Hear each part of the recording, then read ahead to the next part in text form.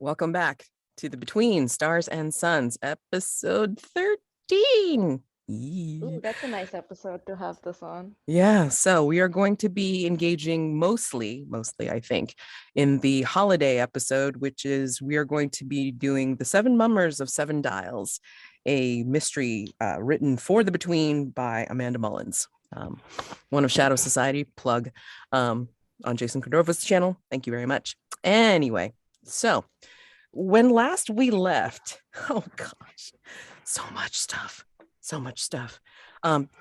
Basically the hunters have conditions now, like more conditions than they had before. So I added to them, the American smoke has haunted, the Factotum Eligos has mother's disapproval, and the vessel Mildred Bloom has shanked for Cremorne. So we left off at that wonderful cliffhanger from last time. And we also had the introduction of the Coven. So before we get started, I'm going to introduce the Coven because it's the start of the next day phase. So the Coven has arrived in London. They are here in the guise of a group of fortune tellers and mediums calling itself the Fellowship of Dreamers. But you know the truth. They are very evil, very powerful, and very dangerous. So, to Mildred, you know the only reason the Coven would be in London is if they were close to finishing their grand ritual. What will this grand ritual do when complete, and why must Hargrave House put a stop to it? Quite simply, the grand ritual will essentially take the beast from me and put it under their control. And under their control, it will be disastrous for not just London, but for all of Europe. Okay. So, you don't know where the Coven is, but you do know where they've been. The homes of several prominent members of society, where they were guests before performing seances and tarot card readings at the homeowners' fetes. Those addresses are 14 Brompton Road, 6 Boscobel Place, and the Rutland Gardens Estate. So, question to pretty much open up the opportunity to resolve the threat is, when and where will the final step of the grand ritual take place? This is a complexity 6. When you have answered that question, you resolve the threat by stopping the ritual and or destroying the Coven. Okay. Special rule. Okay. Do I say this? Let's see. Heck with it, I'm going to say it. Special rule. The Coven is capable of attacking anyone in London remotely via powerful hexes they cast as a group. So while the Coven is an active threat, I have a new keeper reaction called Hexcraft. Yay me. Okay. So we got that going on. And what else? I don't know. We all still have the Prinkerton up. Let's go over the threats that are still in play, in addition to the Coven, which I have to add to the keeper. But anyway. Wow. Okay, so they resolved Drowned Guardian of the Docks last time. Great. Pinkerton still in play. Again, the question to answer is, what unsavory scheme is Taggart pursuing while he is in London? A complexity 4, and you all have 5 clues that you can use to answer that question. Waitley camera. It is, again, the same question, 2 opportunities to resolve. What circumstances will cause someone photographed by the camera to disappear? This is a complexity 8, which you have 3 clues so far, and there's 2 different ways that you could possibly solve it. But as all this stuff is going on, let me just go ahead and introduce tonight's holiday threat. Late this morning, 3 days before Christmas, Bridget Ryan, a young Irish woman living in Seven Dials, knocked on the door of Hargrave House. Last night, a merry group of 7 mummers came to the apartment on Dudley Street. She shares with her 2 children, Mary and Matthew, and a number of other boarders. As befits the holiday tradition, the performers, disguised in masks and ill-fitting clothing, and led by a mummer in a great Beelzebub costume, squeezed into the small sitting room with the boarders. While the other mummers played the fife and spoons, delighting the children, Beelzebub spoke in a raspy voice, banging a monkey stick off the worn floorboards, and bade the adults guess their identity. Guess who I am under this disguise. I'll give thee 3 chances for you to devise. Guess it correctly, and I'll grant you a boon. If all guesses are wrong, I'll play you a tune. The boarders tried. With every wrong guess, Beelzebub would bang their stick in reply in verse. No, I am not Deidre O'Leary. She's at the workhouse, sore and world-weary. No, I am not Petey Fitzgerald. He's with his bow, getting thoroughly barreled. No, I am not Killian McNally. He's into his cups and passed out in the alley. With no correct guess, Beelzebub pulled out a fiddle, gesturing to the other mummers. The group performed a carol so jolly that Bridget and the other boarders were compelled to dance along. Their dancing turned more and more frenetic. They were flailing their limbs wildly, spinning until sweat ran into their eyes, until they couldn't breathe and were sick from it. All night the boarders danced, unable to stop themselves, and when dawn broke, they collapsed, exhausted, to find the mummers gone as if they'd never been there. Mary and Matthew were gone too. Scotland Yard believes it's just some poor Irish kids who ran away from the slums and refused to investigate. Bridget has heard rumors of Hargrave House and hopes the hunters can help. And again, Mildred, you are with high sensitivity. What detail in Bridget's story leads you to believe Beelzebub is the only actual living being in a group of mummers? When recounting the tale, the visit, she would remember that in some of the costumes that these other mummers were wearing, there were holes for eyes, for mouths, but there was no face behind them. There was nothing behind them. I feel like I'm missing context here. What is a mummer? Oh, sorry. Yeah, if anybody has a ready, no like a ready explanation, go for it. But I mean, it's like a holiday goers for the most part. And then they pretty much like, do song and dance and dress up in masks and play instruments for different occasions. In the I United know the States, most they're legally clowns, if that helps. You can probably Google the Philadelphia Mummers Parade, get a pretty good idea of what's going on there. There's also, I see. So they go Mummers like Parade. Mm-hmm. Yeah. They go house to house, or? Well, for these mummers, yes, they go house to house like for the holidays, and then they're just kind of like dressed up, play instruments, and kind of will also make drunken nuisances of themselves generally. Okay. But I mean, like this is very specific, of course. Like carolers, but for clowns. Correct. Yeah. That I would say like the closest definition for sure. Okay. Yeah, elaborate costumes, performance routines, and movable scenery. So there you go. Okay. But in Thank this you. case, yep, no problem. In this case, your question, you actually have several. Well, the first one is, how is Beelzebub controlling the other mummers? That's a complexity 2, which opens up the next questions. And I'm just going to go over the two questions available to you, just in the interest of time. So when you unlock the first question, complexity 2, the two questions are, why is Beelzebub taking the children, which is a complexity 6? Resolve this threat by destroying or making a bargain with Beelzebub. And then the other question is, what is the identity of Beelzebub, which is a complexity 2?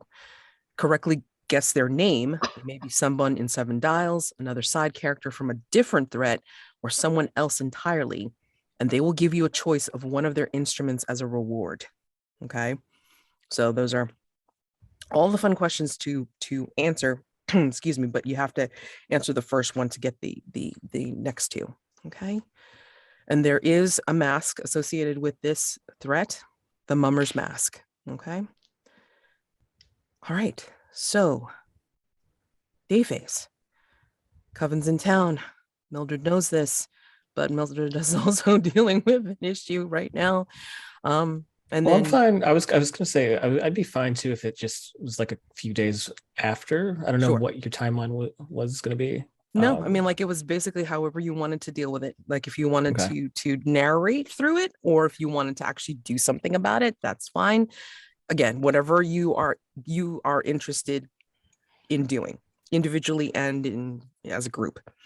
Okay. Yeah, if it's okay, then I'd say it's maybe a few days later, and the first thing I want to do is vulnerable move with Eligos, tending to my wounds, or wound. But I don't know what device we would use for that. I actually have an idea if you want to use yours. I'm open, but I had sort of an idea of how to use mine, but I'd have to look up the technology. What was your thought before I mentioned mine? Was my thought was that we maybe got like a and I forget what they're called. It just came to me, so I don't know the correct terms for things right now.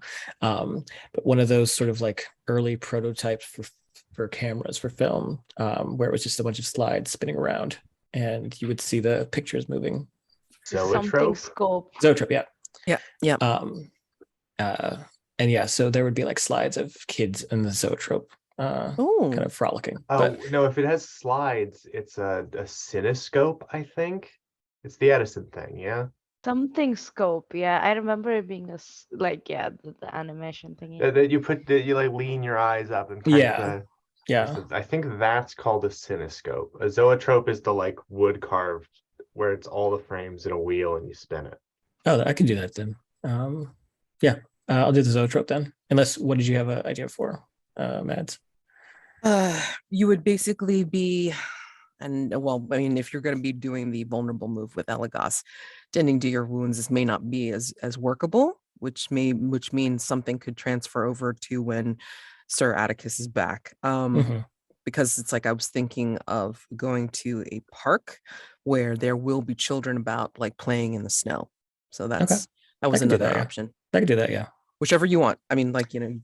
Yeah, well, we can do that if Eligos is down. That's fine, yeah. Okay. And then you're smoking, I'm assuming, and then you'll have a vulnerable move with one of these guys in a little bit. Okay. So yeah. I don't mind not having one just yet. Like, I am perfectly fine with having 3 conditions. Smoke has been through a lot recently, so yeah, but you might die, and I want you to at least meet Sir Atticus.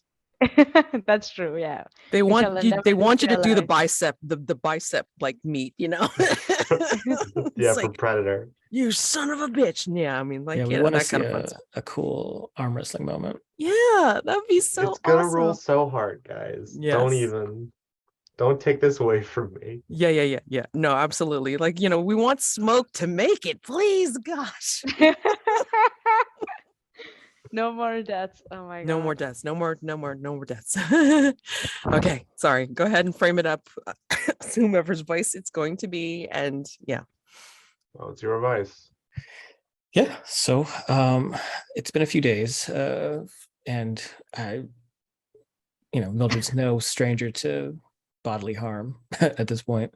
So I think she'd probably been treating it herself with some homemade poultices and salves.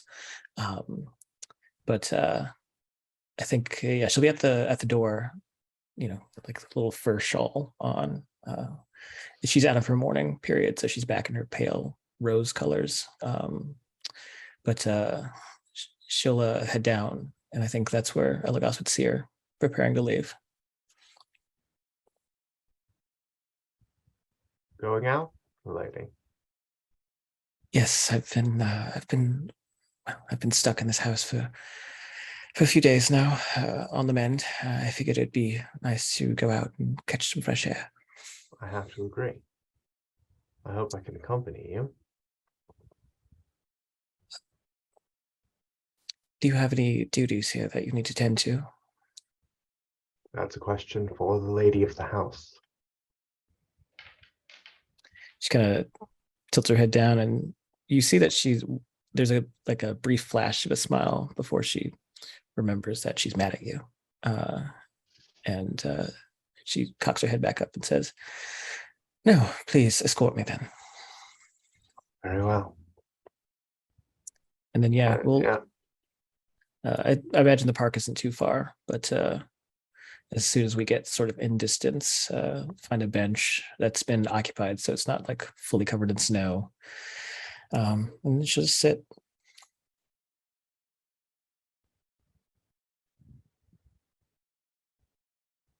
You may sit too, Eligos. Thank you. You don't have to stand. And he'll sit.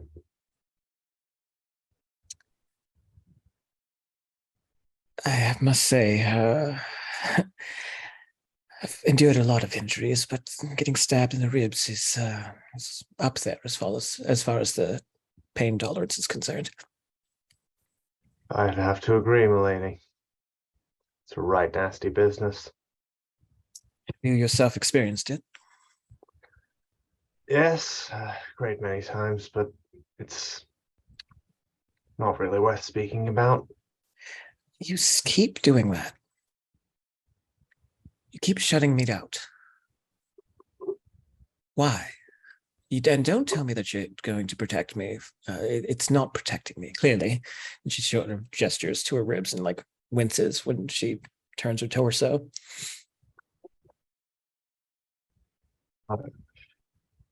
Aside from that which I am forbidden from telling you, this isn't that. I must confess I'm embarrassed, my lady. Embarrassed by what? I have quite the sordid past, as it were. It is long, and I would rather it forgotten. That's the thing, though, about the past. We can try to forget it. In some instances we do, but it does shape us to some degree. And yes. It should always be acknowledged. Yes, yes.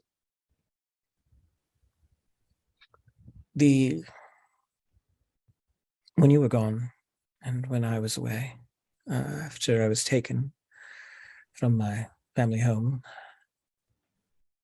the sisters, they've returned, or they've come to London. Now, they're Yes. here. Yes, they've been here for at least a week now. This is troubling. Most of all because I haven't heard anything. The sisters were cruel, and they drew their power from pain. They were vessels for it. They channeled their malice into innocence, and in turn, they let their pain funnel through them. They've never had to feel it themselves. They've always inflicted it on others. And for years, they tormented me. They tried to coax my connections, my intuition. But they didn't understand my connection. They didn't understand my intuition. But those years of torment were not entirely wasted. I learned things slowly, bit by bit. I memorized their incantations, their mannerisms, their rituals. Eventually, I worked up enough nerve to escape, and I took as much material from the libraries as I could, and I fled, using whatever spellcraft I could to muddy my tracks. I knew, though, that if I wanted to be powerful like them, to be a vessel like them, I would need to be a tormentor like them. But I didn't want anyone else to suffer the obscenities that I did. If I was going to use my pain for power, I would, but it would be my body that felt it. I promised myself to not let any others be harmed by this power that I have. If I may ask, madam, why are you telling me this? Why now? I'm telling you now because life is short. And there is a good chance my life is short. I fear that when I do confront them, because I must, that I will not survive it. Lady, by spilled blood my heart is bound to yours. If we are to face the Crimson Door, we do it together.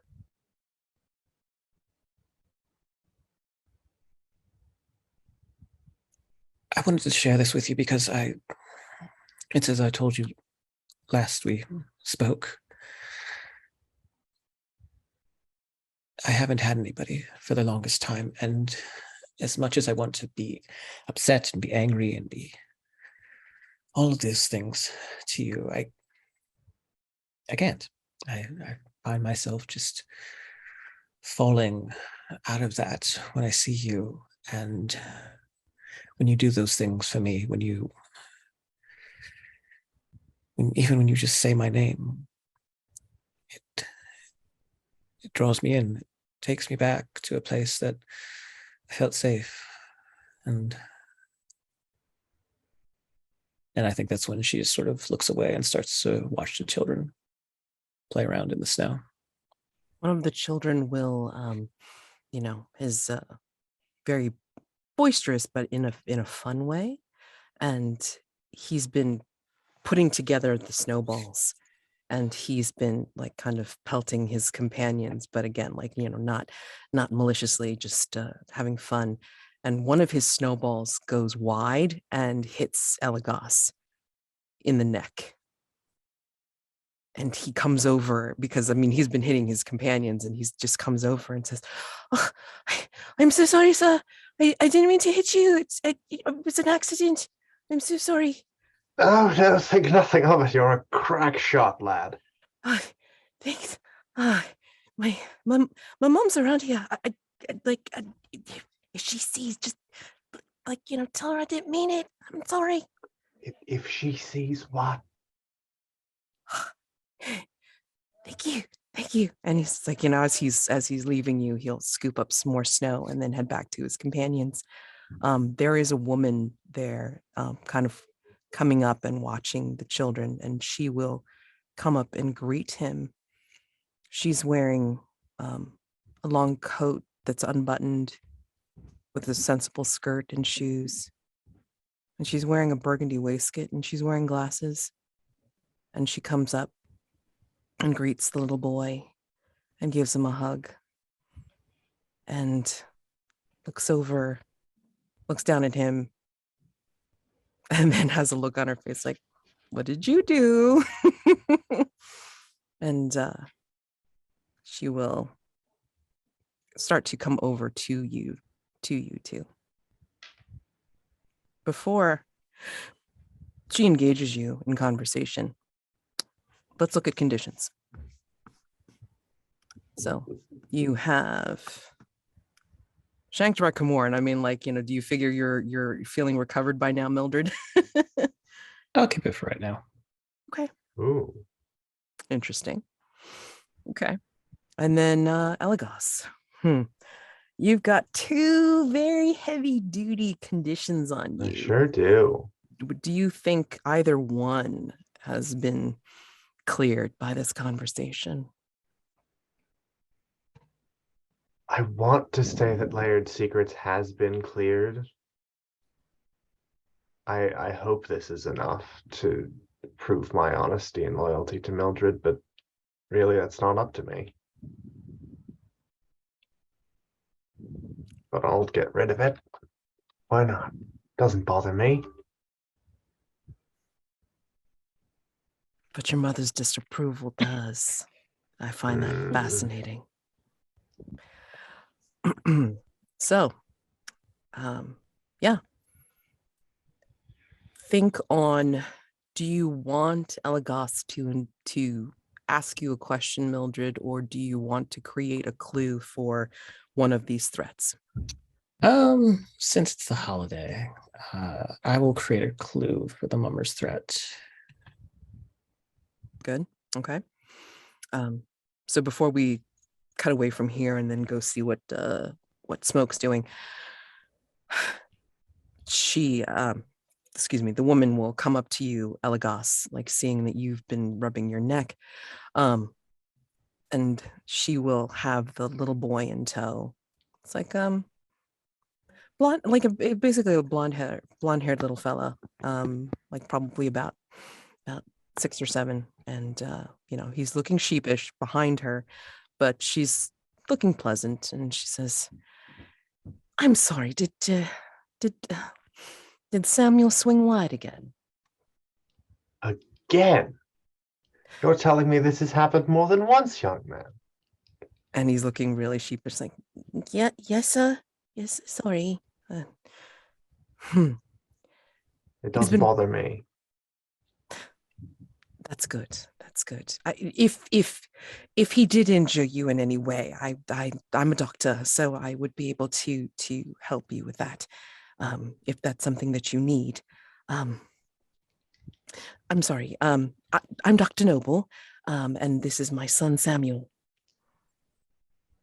Dr. Noble. You left a card at our house.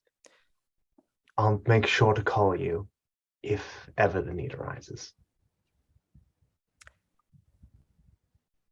Is that what Sir Atticus called it? Interesting.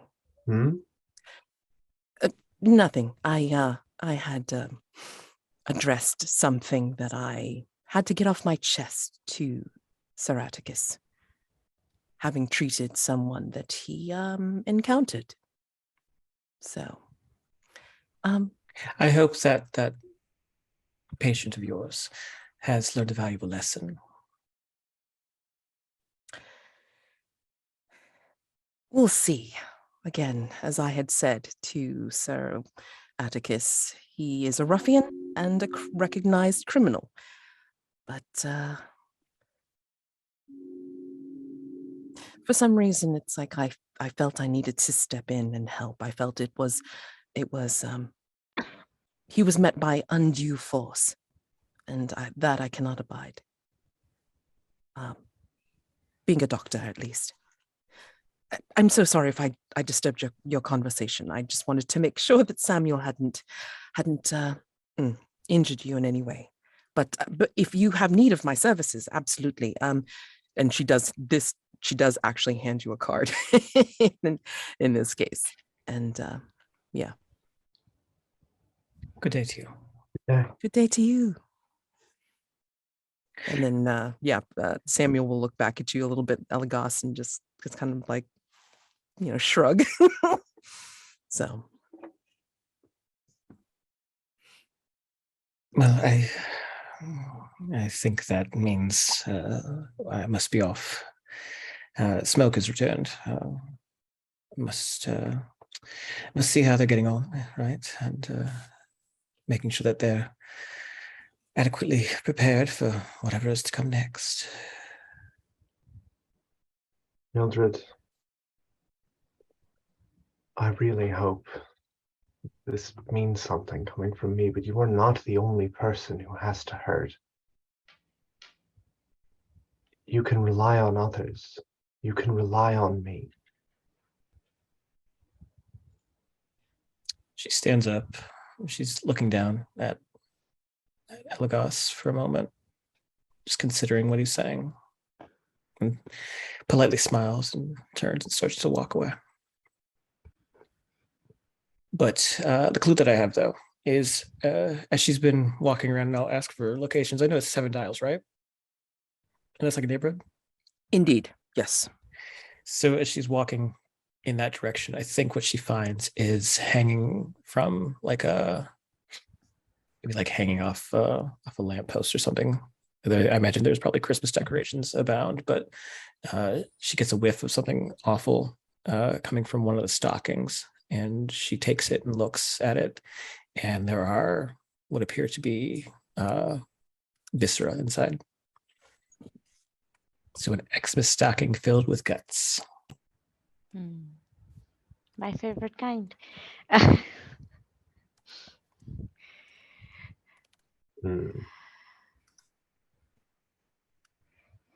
Clue duly noted, and I will fill in the rest of the stuff.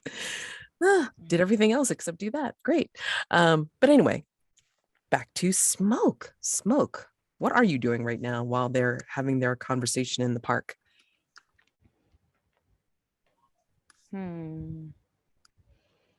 I think, you see Smoke like sitting in their room and like just they're looking through a pile of like there's smoke in the room obviously, but they're sifting through like a pile of clothes, just almost like they're looking for something, and then they just kind of give up and sit on the floor, and there's just clothing everywhere. It is a mess, and they're just sitting like that and just sort of staring occasionally, like pausing to like ash their cigarette and so on, and just staring.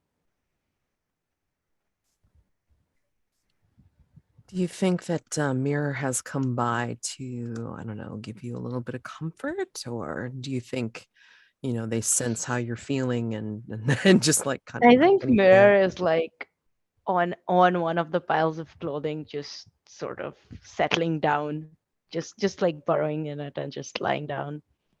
So Mirror's probably there.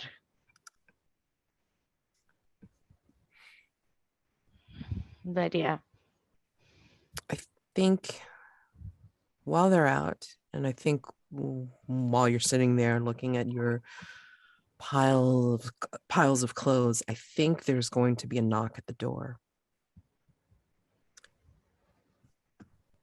No bell, no doorbell or whatever. It's just going to be a Knock knock at at the my door. door or like the main Hargrave House door? Main Hargrave House door, sorry.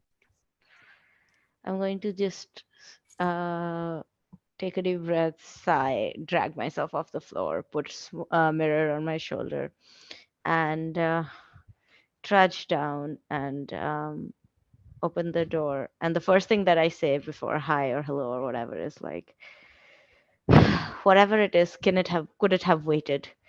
And then just check to see who it is. Wait, do you fling the door open or you're kind of like just peeking through a little bit? I don't fling it open. I was just like sort of put my head out.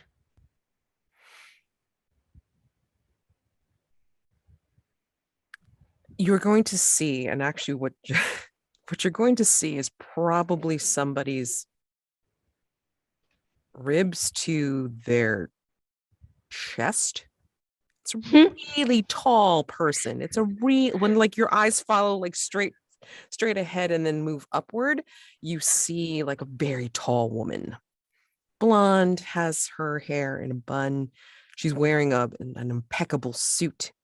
Like with trousers, not a woman's suit. But I mean, she's like just kind of looking down at you with a smile. And she has an incredibly deep voice. She says, "Oh, are you Smoke?" Who are you?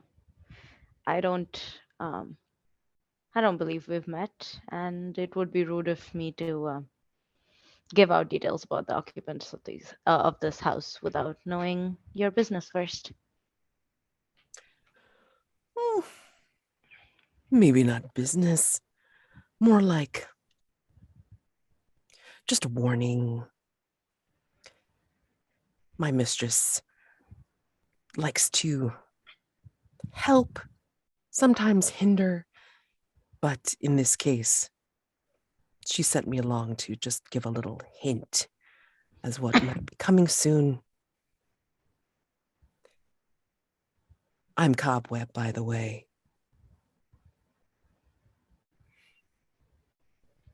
I'm going to say,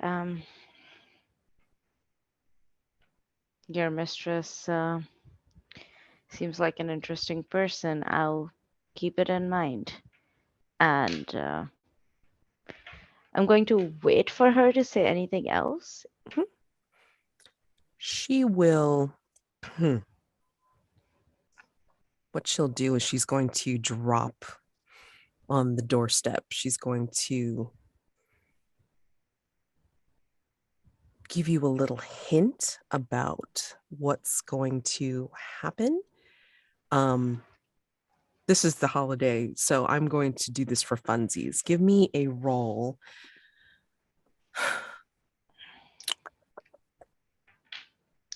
Sensitivity or composure, your choice for this. No, sensitivity is 2, so I'll go with sensitivity. Okay. That is a 12. Jesus. 12 total, not 12 on the dice. Yeah. Okay. We'll see. All right. Anyway, so what she will do is she will drop on your doorstep. She'll drop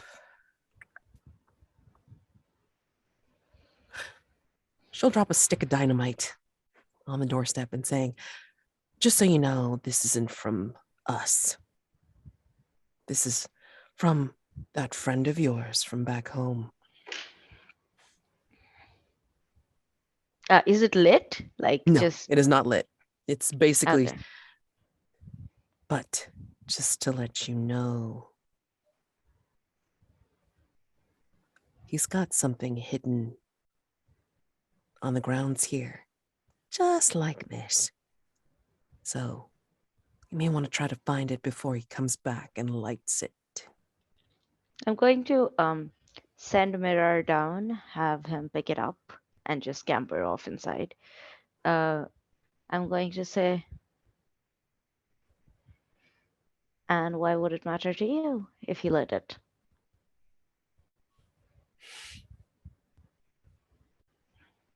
My mistress doesn't like to do things fairly most of the time, but in this case, she seems to have a fondness, I guess, for games. And I guess she considers this part of the game. I'm going to raise an eyebrow, blow a smoke ring in her face, and then close the door. Okay.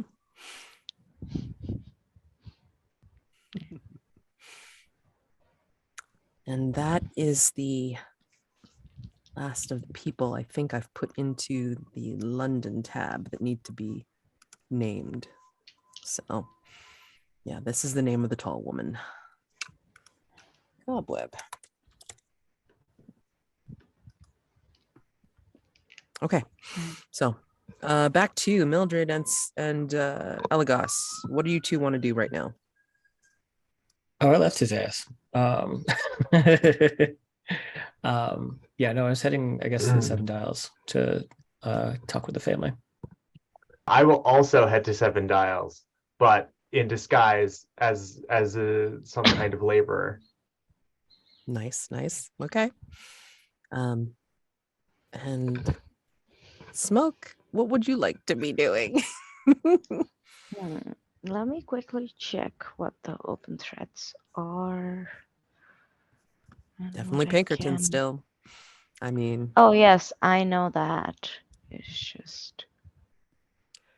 Yeah, and the Coven and 7 Dials hasn't been put into the threat tab just yet. So, but yeah, they count them as active. I'm wondering if I want to use Mirror to like find things in the house, under the house, or if I want to head to the 7 Dials because we want to finish the mystery today as well, and Smoke's probably curious as to where everyone else is.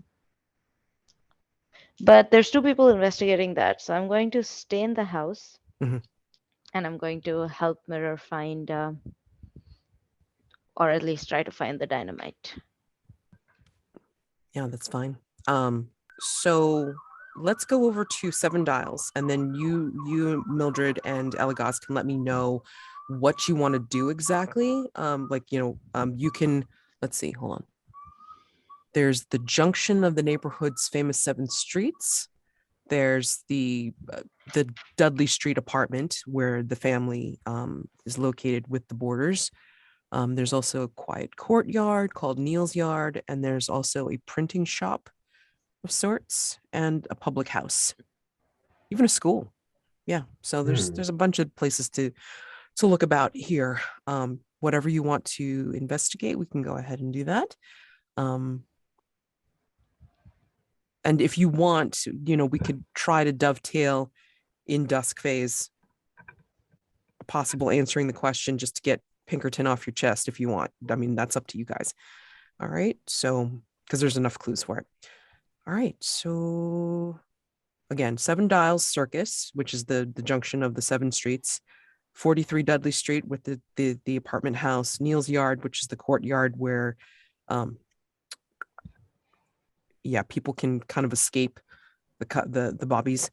Caterwall Printing, the public house, and the Ragged School. Where would you like to go, Mildred? Yeah, I was going to go head to the family to interview them. All righty. So, 43 Dudley Street, a small apartment up a set of rickety stairs. Bridget, her children, and 3 other couples share 2 bedrooms, a small kitchen, and even smaller sitting room. Bursts of raucous laughter from the public house below echo through the poorly insulated floorboards. Paint the scene, everyone. Bridget and the other boarders hail from Ireland. What about the apartment tells you that they yearn for their homeland?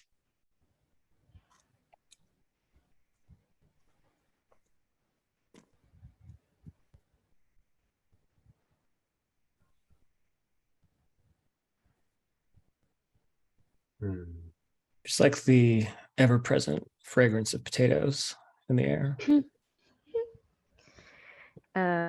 There's a pretty tapestry that has some beautiful scenery from back home on their walls.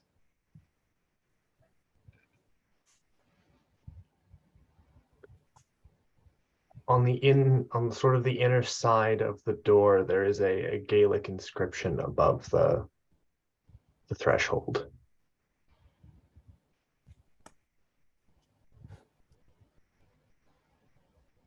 Do you know if it says anything specific?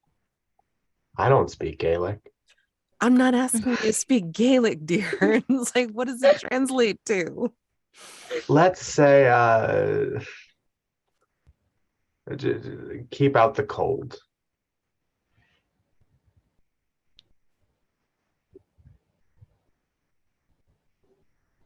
Okay. So Mildred, yes, Bridget answers the door. There may be some other folk from the apartment house, spending time with her and then just trying to console her about the children. And Bridget Ryan is all freckles, usually a contagious laugh, but yeah, not at the moment. She's got flowers still on her patched cotton dress, and you can tell she does smell a little bit of baked goods because she works at the local bakery. Yeah. And she just... Thank you for seeing me. What's Bridget's last name? Ryan. Thank you for seeing me, Miss Ryan. I received word, we received word at Hargrave House about the disappearance of your children. I did want to apologize first and foremost. It's a terrible thing that you must be going through right now. Them bobbies won't do shit for nobody, even you go and grab them by the tallywags and force them. We take care of our own round here. But these mamas are like no mamas I see back home. Happy to say that now you can help me find my babes. And would you like some tea? I would be more than happy to prepare it.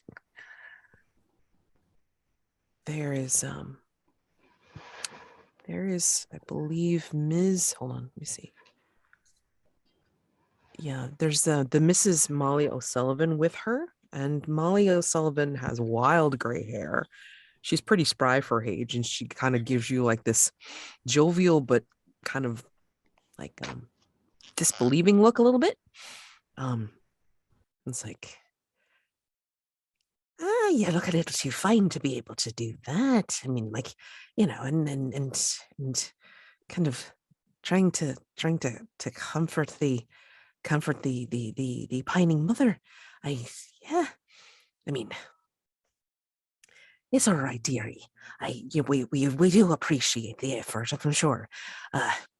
But yeah. With all due respect, we were reached out to by Miss Ryan, and I have no qualms about preparing any tea for anybody. It's one of my favorite things to do. Well, I mean, you can give it a go. It's like, but yes, we're all very, very worried about the wee ones. We're still a little tired from last night, and that was not. So what I'm trying to do here is, yes, please. I would like to make the tea, and as I'm making it, I'd like to very discreetly prick my finger and drop a little blood in her cup, because I'm trying to cast a rite of salt and smoke. And what I want to do is try and one of the effects is to observe another time and place. So I'd like to give it to her so that she can start to remember what happened that night with a more clear head, and that I'd be able to like at least interview her, and she'd be able to like recount it. All right. Well, give me the.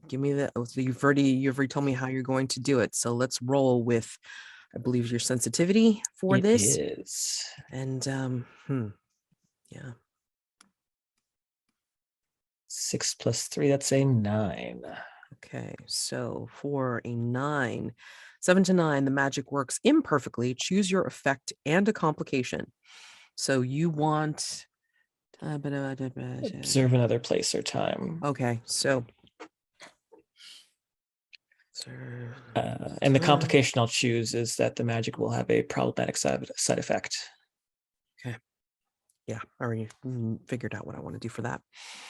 So I think as you're talking with her and she falls under the spell of your ritual, of your rite, you notice it, but they don't. In the cup, swirls about a little bit with whatever energies, personal energies that you have. And then she starts to speak more clearly in instead of in tones of worry or frustration, then she just almost starts to recount it as being somebody from the outside looking in on what had happened. And one of the things that she tells you is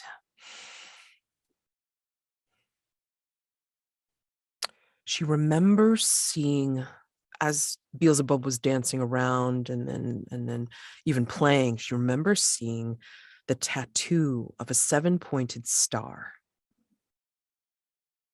on this person.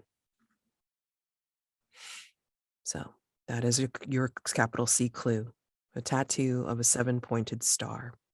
I'm into it. Yeah. So you could put that under your viscera clue. And I think the problematic side effect is, as Mrs. O'Sullivan, I think. Yeah, as Mrs. O'Sullivan is listening and also drinking the tea, I think you're starting to see they're talking with each other, or Bridget's recounting this tale to you. You start to see black bile bubbling from both their lips as they're talking, but they don't notice anything going on. Oh, okay. Yeah. She knows what this is a sign of. She'll, as composed as possible, say, "Oh, you have a little something there," and she'll take out a handkerchief and start to try and dab up the bile coming out of Mrs. Ryan's mouth. Oh! Do you see anything, dear? And then she's like, asking Bridget if she sees anything. Bridget doesn't see anything at all, even though the same bile is coming out of her mouth as well as they're talking. and then talking to you. Is it coming up on my handkerchief, or is it like? Yeah, well, I mean, you see it. Okay. Like it's coming up on your handkerchief. It's like dribbling down onto the floor. I mean, yeah, you can like see it as staining ichor on their clothing now as this is happening. And yeah, you know what this is a sign of. Yeah. I'll put the handkerchief away and well, I don't want to take up any more of your time. But please, I will be in touch. And if you remember anything, or if you have any questions or anything, just don't hesitate to call upon us. And she'll just very briskly start to head out. And then both of them, in a weird simultaneous movement, they'll both raise their teacups, and then it's like, "Blessed be to you, dearie." And it sounds suspiciously to you, Mildred, like some people you might have heard from before, maybe from the Coven. Eligos, where did you want to go? Public house. Okay.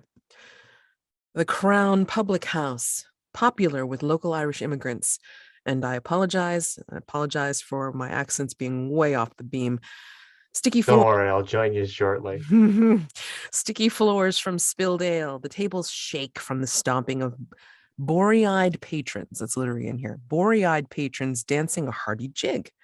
Paint the scene. What strategies does the barkeep use to ensure Scotland Yard keeps their nose out of the public house's business?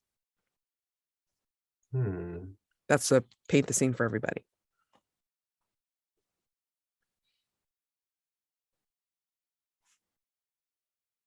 I mean, money talks. Yeah. He lines their pockets for as much as he can, for as long as he can. But when that doesn't work, there are other methods. There's an extra man, not by the door, not at the bar, but just sort of at a table that no one else is going around, has got a clear view of the whole place, not drinking, just sort of on the lookout.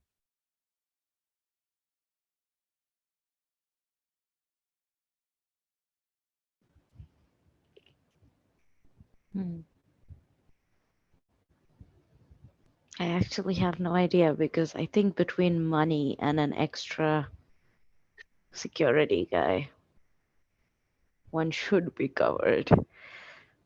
It's fine. It's fine. Okay. Yeah. So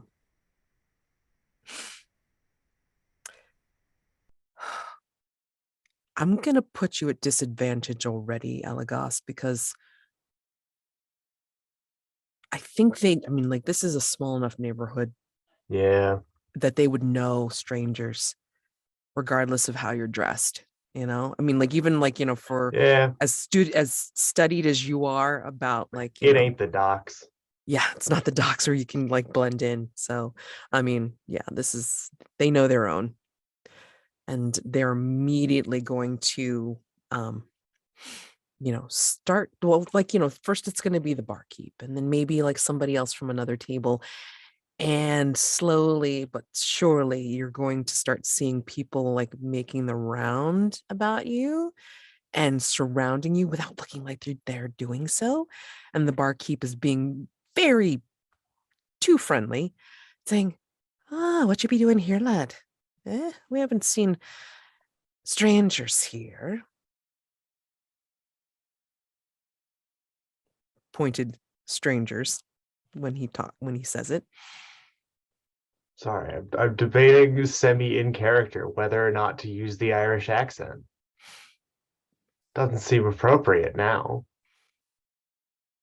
Let's do the worst one. All right.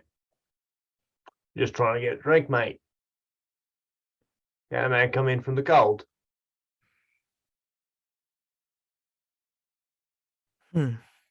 Day move.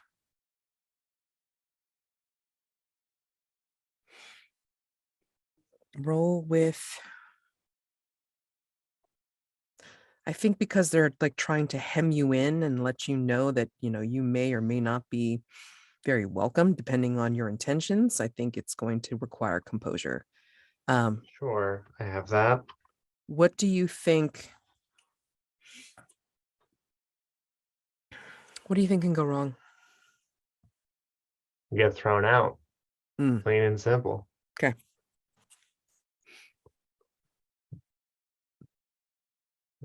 Let me check my composure. That is my highest to that.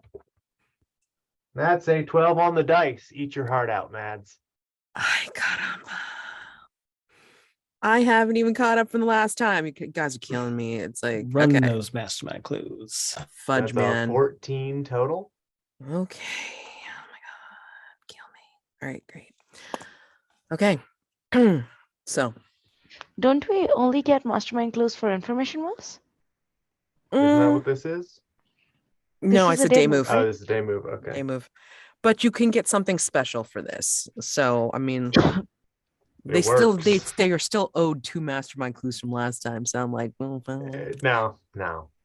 All It's right. fine. Okay. Anyway. 15 is the threshold to like do something about it, right? Well, Jesus. Yeah. You guys are so damn close. It's ridiculous. Like I said, I haven't posted some stuff yet. Anyway, jeez. Tell me what this looks like with a success. What do you say? What do you do to convince them that you do not mean them any ill will and you are trying to help? Well, I spin up a whole tale,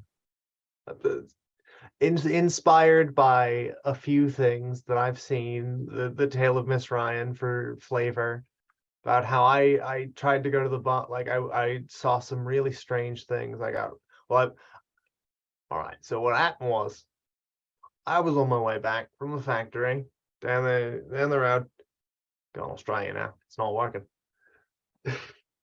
But so I was walking home. I got run off by some bobbies. I wound up here, saw some real queer, like straw man looking figures in somebody's window. Figured I need a drink. And now we're here.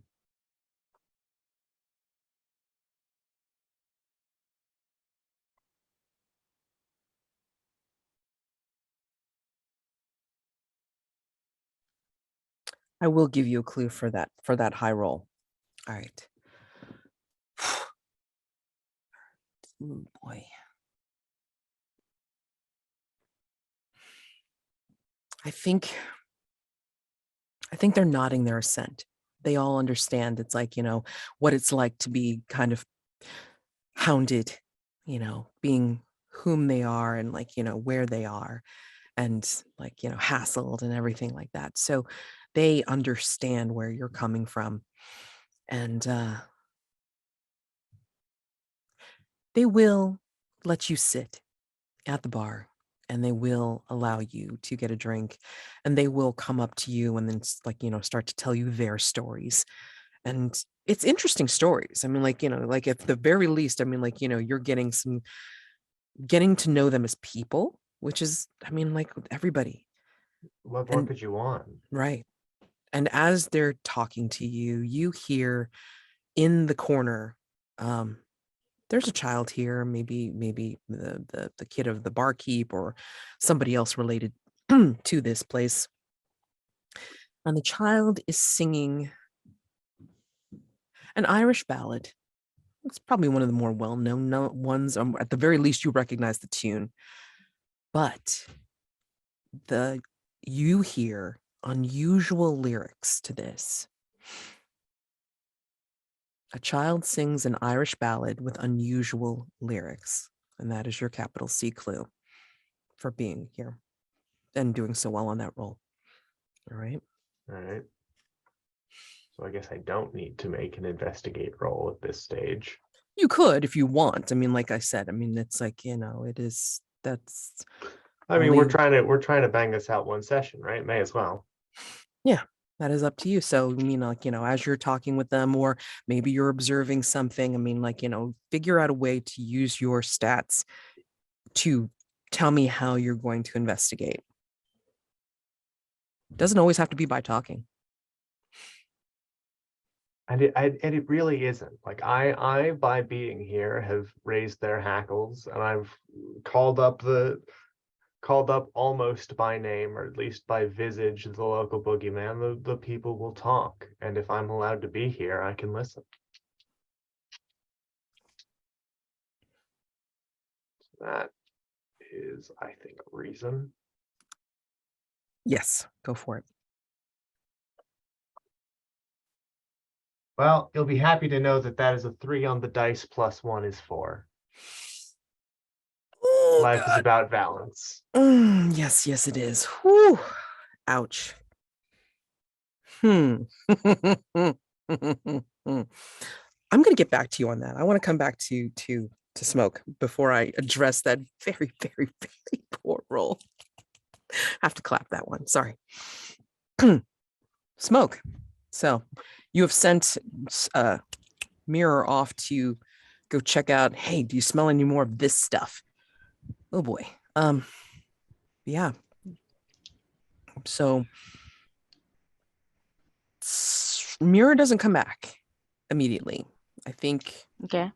I don't know if you would sense there, like, you know, where they are in some way, but Hargrave House is a humongous house.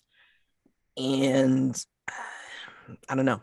I mean, you can try to do some investigating, which people have done before, and then we can just call it, you pick the threat and I tell you what you find if you roll well.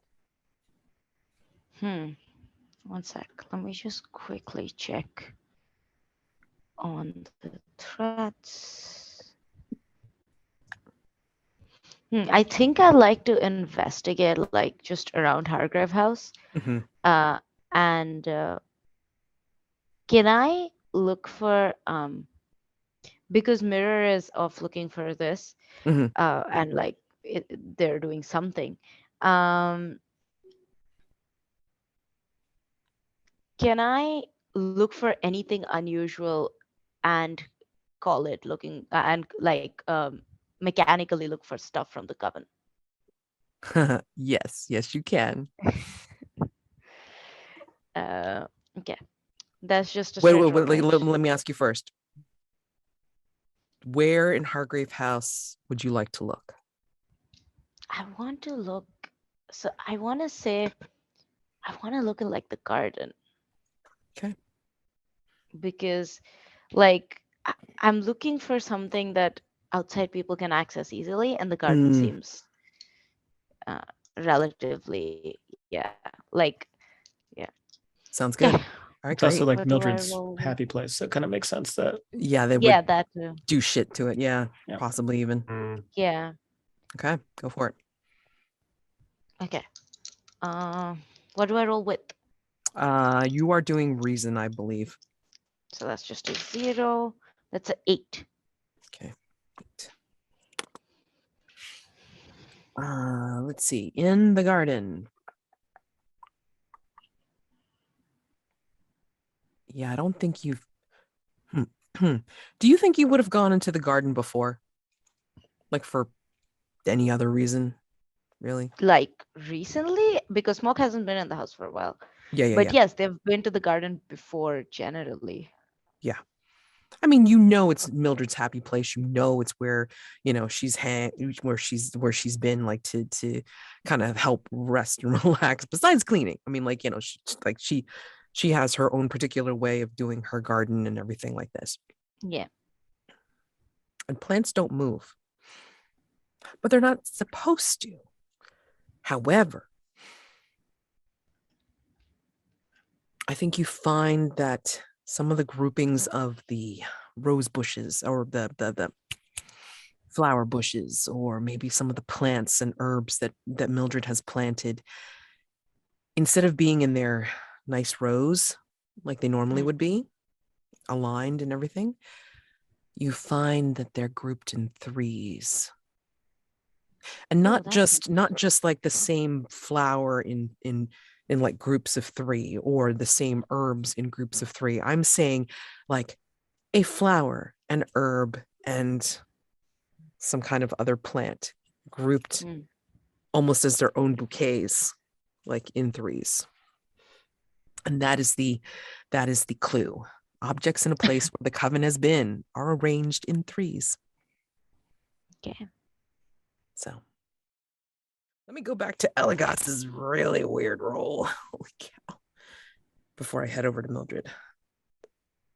4. And you were reason? You were searching? Just listening. Ah, okay, just listening.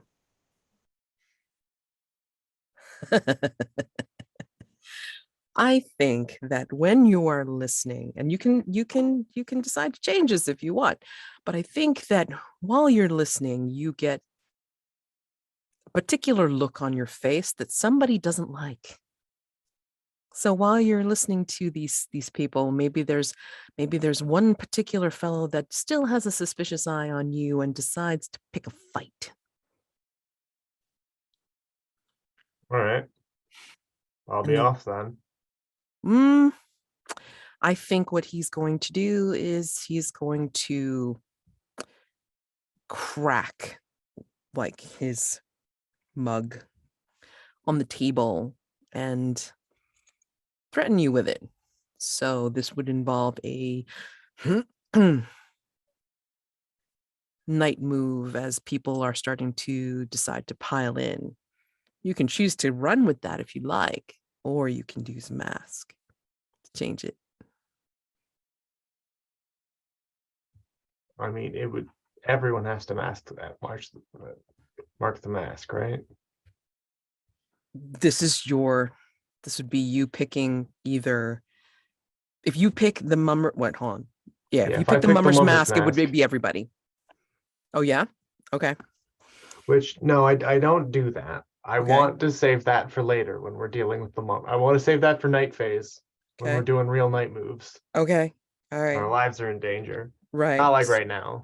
Okay, so it would have to be a mask of the past or future for you. I'm not marking a mask. I'll roll with it. Oh, you're gonna roll with it. Oh, okay. Fun. Okay. All right, mate. Be on my way. I don't need to get physical with it. That's not good enough. And then, I can't even really do it now either. No, it's a hard accent to keep up. Anyway, so basically he's like, that's not good enough. No, I don't think so. I mean, you've been sharing our grog, you've been sharing our stories, and it's like, I don't like the look of you, mate. And maybe he's like a little bit too much, of a tippler that he's just going to come after you. So this would require night move for this, because then some of his friends who are just as drunk have decided to try to pile in as well. So night move, vitality, I would imagine. That's fine. I have bonuses to that for this exact reason. Might take a second one. Keep on doing violence. That is a 9 + 1 is a 10. Okay. All right. So tell me how you dispatch this group and then get your butt free and clear, or at least it's with less injury than would be if they decided to pile in and beat you up. Yeah, go ahead. I think I will use the distance created by the table, because I think they're sort of, they're all crowding so that face me. So obviously the table's between us. And I'll just get right up, and instead of fighting, just hop the bar, circle around, and then hop out. Okay. All right. Okay. Yeah, and I think they kind of fall on each other as they clumsily try to come after you. So it's that edge between drunk enough to try to start a fight and and pick it, but then too drunk to really be able to be efficient with their movement and work together. So I think that works out perfectly. In fact, what ends up happening is you bounce your way out. I think you run near Mildred, or she sees you bouncing out of the bar. I don't know how else to describe it. I mean, whatever, as you, Mildred, you're coming upon the fight, the apartment stairs. Exactly. And I burst out of the... I think, Mildred shrieks because she's already freaked out by seeing the hexcraft going on in the apartment. So I think she just sort of shrieks and slams her back against the apartment wall, getting surprised by you. Oh, Oh God.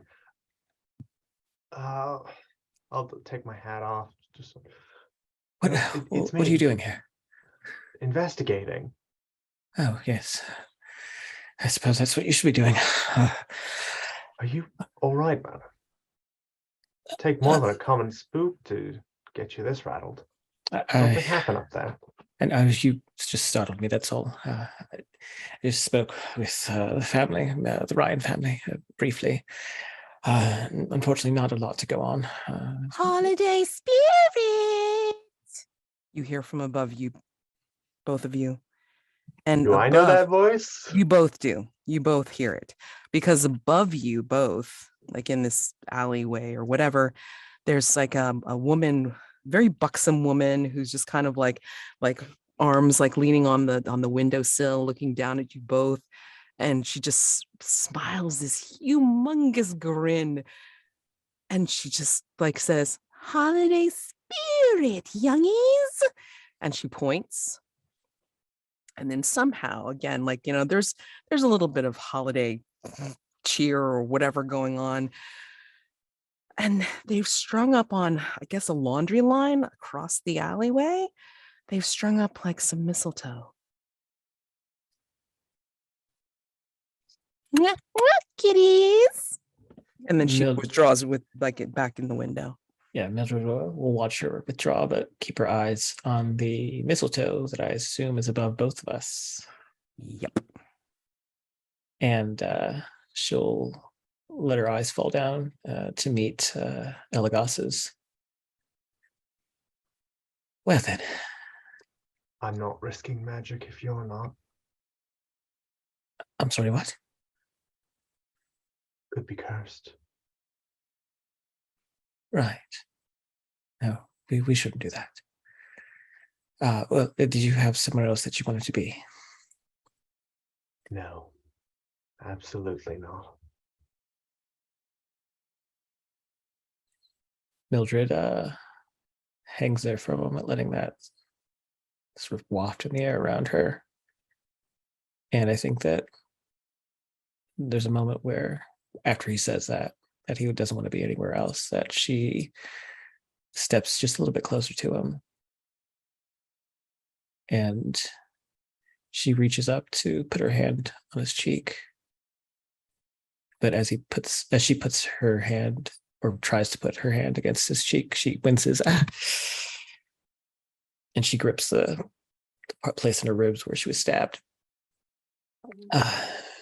Yes, very well then. The day is getting short. We should keep moving. Of course. I'm going to... I'll have to check the stitches on that. Yes. No stitches, though. Just good old-fashioned herbalism. Takes a little longer, but it does the trick. Well then. Lead the way. Of course. Well, perhaps it's best that we split up, cover more ground. There are kids in danger, after all. I think that's a good place to call it. Sounds good. Okay. Smoke.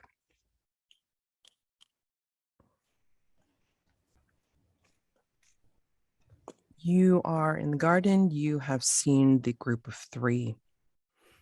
I'm gonna pick up one of them. Mm-hmm. Like a rose and an herb that I definitely don't know. Another flower. Pick it up, put it in my pocket. Just sort of like, yeah, pick it up from the stalk itself. So it's like, yeah. And then go back inside, see if I can't catch Mirror.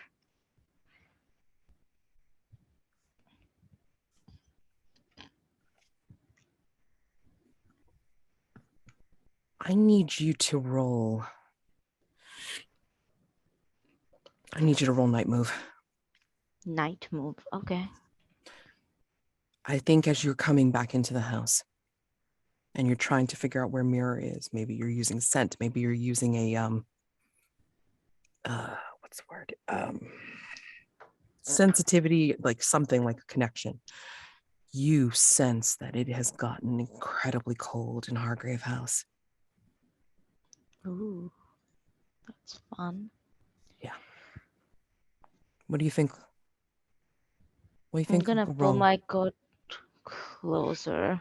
Mhm. And I'm going to try to, I think, use sensitivity and sense where mirror is, see if they're okay. Because I know these two are out, so. Yeah, exactly.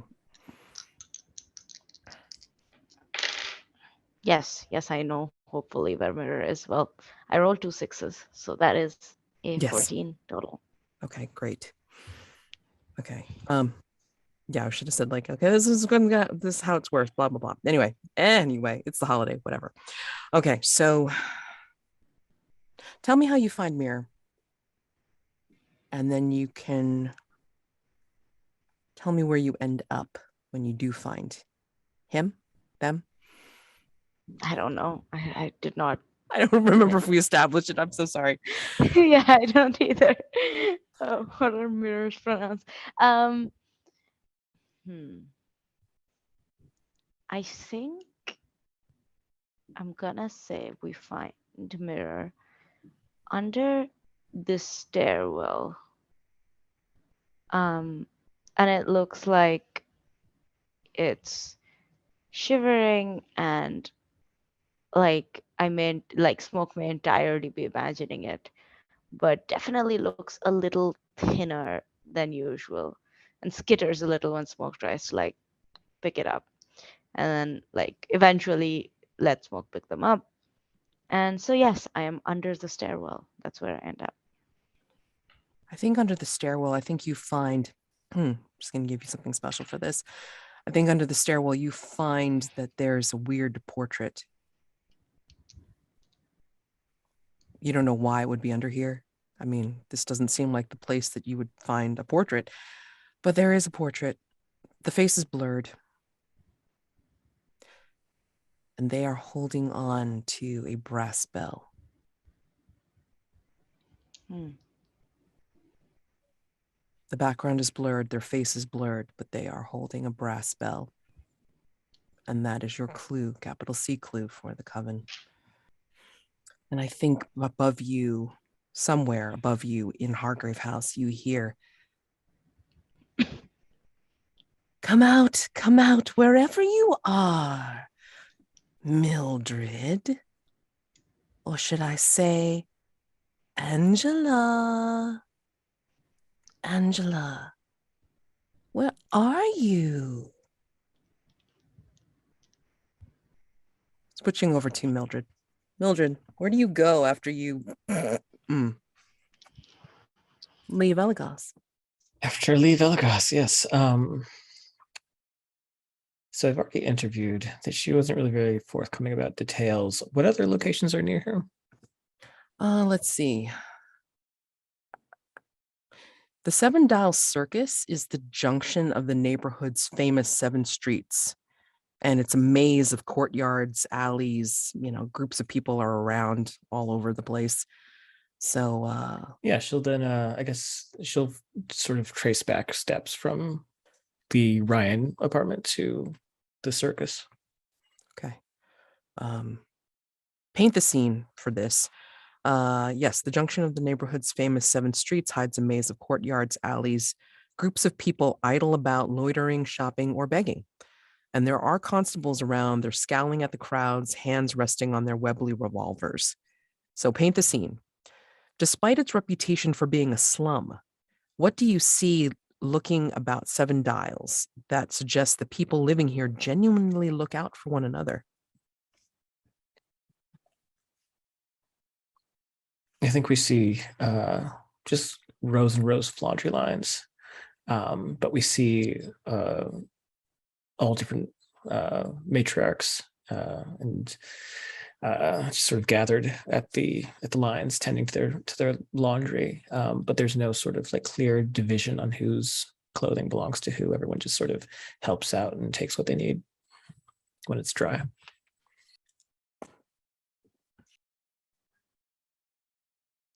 Line laundry drying during the middle of winter probably isn't wise. I don't know. Well, I mean, when the apartment's small enough, you got no choice. Let's say there is sort of hidden to the side of one of the alley, like, or to the side of the 7-way intersection. There is, right, wait, is that where we are? I think I lost some of that. Right, like off to the side on one of the corners, it looks like just some trash, but if you look under the tarp, there's just a store of preserved foods that no one appears to be guarding.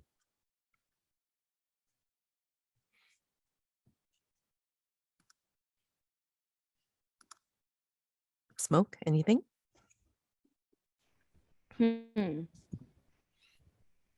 I'm going to say there does seem to be like a little building which says community center, and it has like warm lighting and a couple of beds and such, just in case people need to, go in or something like that. Awesome. Okay, we have a lot of back and forth, so we have decided that we're going to go ahead and just let like the 7 mummers drift off into a 2-shot possibly, and then we are going to at least finish off this one scene, and then we're going to talk about answering a question. All right, so you are in the 7 Dial Circus, the junction of the 7 maze-like streets of 7 Dials, Mildred. So what exactly would you like to do? I think I'm just sort of retracing steps based on what Miss Ryan told us about, where they were, and then seeing if there was any kind of like clues in between the center of the circus and Mrs. Ryan's place. Maybe if there's something like in an alley, or if maybe like, just like a discarded costume or something, just anything that doesn't involve having to talk to people right now. Now you do want to talk, or you don't want to talk? No, I don't. She's shaken up right now. Okay, yeah, then I would totally I wonder why. I would totally do reason, or if you're going to try to do like a Rite, or just go by your gut, you can do sensitivity if you want. I think she's just going to do reason right now. Okay. The whole black bile thing makes her wary of using magic right now. Yeah. Go ahead. Okay, my reason is a -1, which is great. But that's a 10, so that's a 9 total. Okay. So with a 9, there's a complication with said clue. All right, so said clue is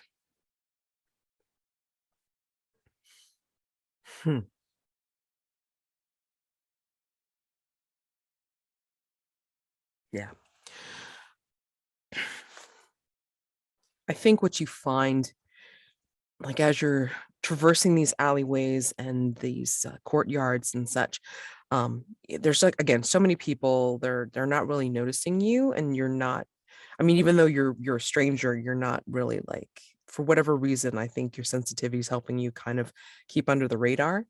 What you find is you find bottles of moonshine stacked outside houses, or like just kind of like, hey, here, here's the neighborhood stash.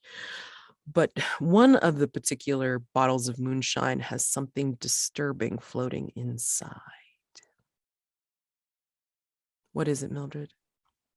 Oh, I think keeping in the spirit of finding body parts, I think she'll find some jingle balls. Okay. And by that I mean testicles. Yeah. Absolutely.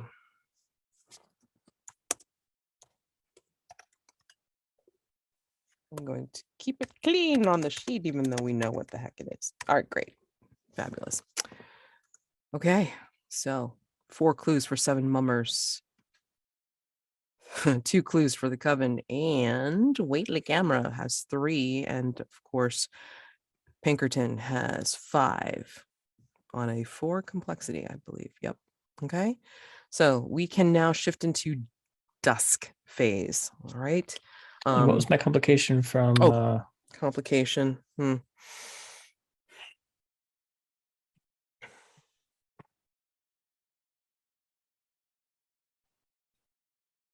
I had it in my head, and it's like now it's completely gone. Shit. Oh, I know. I think as you're finding the bottled moonshine with the testicles in it, I think you're looking around, and you're seeing. Nobody else seems to notice, but you do. You start to notice veiled figures. You turn. There's one. Peripheral vision. Oh, there's another one.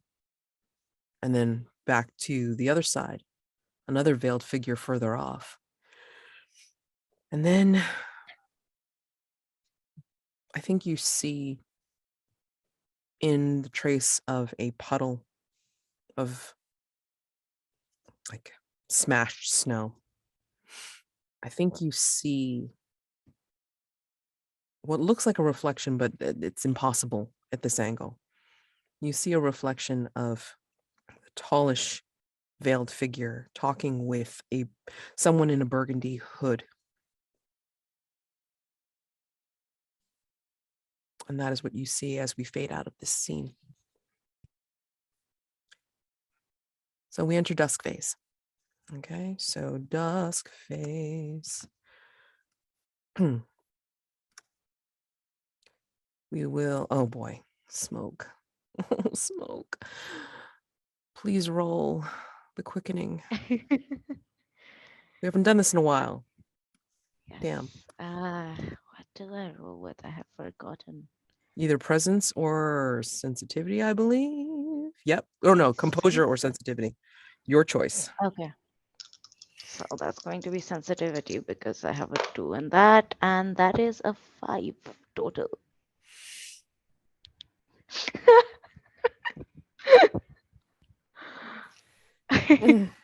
Welcome back. Oh, and you've already used your. Oh god. Okay. Oh my god. So I could. you're going. Use... Wait. Okay, hold on. Let's go over this because we got to read out the move. On a miss, you're gonna lose control. So you've already used up the reveal the curse. Somebody hangs out with you for an evening. You've already used that one up. So it's either retire this character and tell the keeper to put the cursed threat in play, or use a mask. One of your few masks left.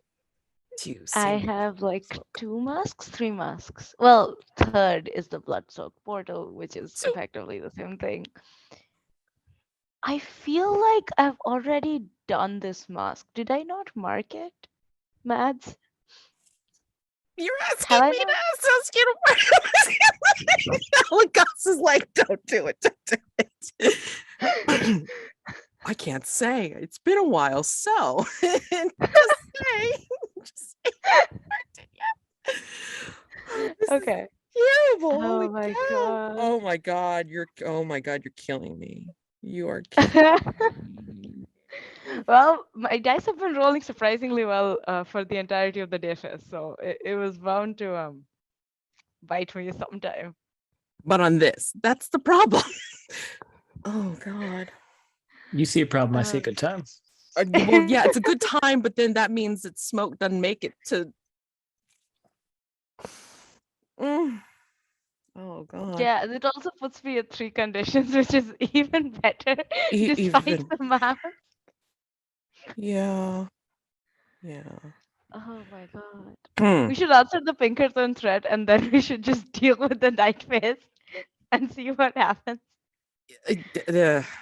Okay. And cause Mads great pain. Yes. Well, because I don't want smoke to go. I don't. Oh my god. Yeah, okay. This really pains me. I'm like, I don't want to lose a play. Not even. We've made it. We're close because guys have gotten all your mastermind clues. I just haven't given them to you yet. But I'm just like, we have so much more to go. Oh my god. Oh God. Yeah, I marked the mask, so that's a partial. So I take the drained condition. Yes. And you're in the 3 condition club. Although when you meet Sir Atticus, you guys can both, please God, have for your vulnerable move to at least remove 1 condition. You say when you meet Sir Atticus. I feel like at this point it is solidly it's really more of an if at this point. Yeah. We're gonna be positive. We're gonna go for it. We're just gonna pray for a Hail Mary. I don't know. Swear to God, if I leave for 2 weeks and Hargrave House is empty and I'm dead. Oh. I turn my back for 5 minutes and then everyone's gone.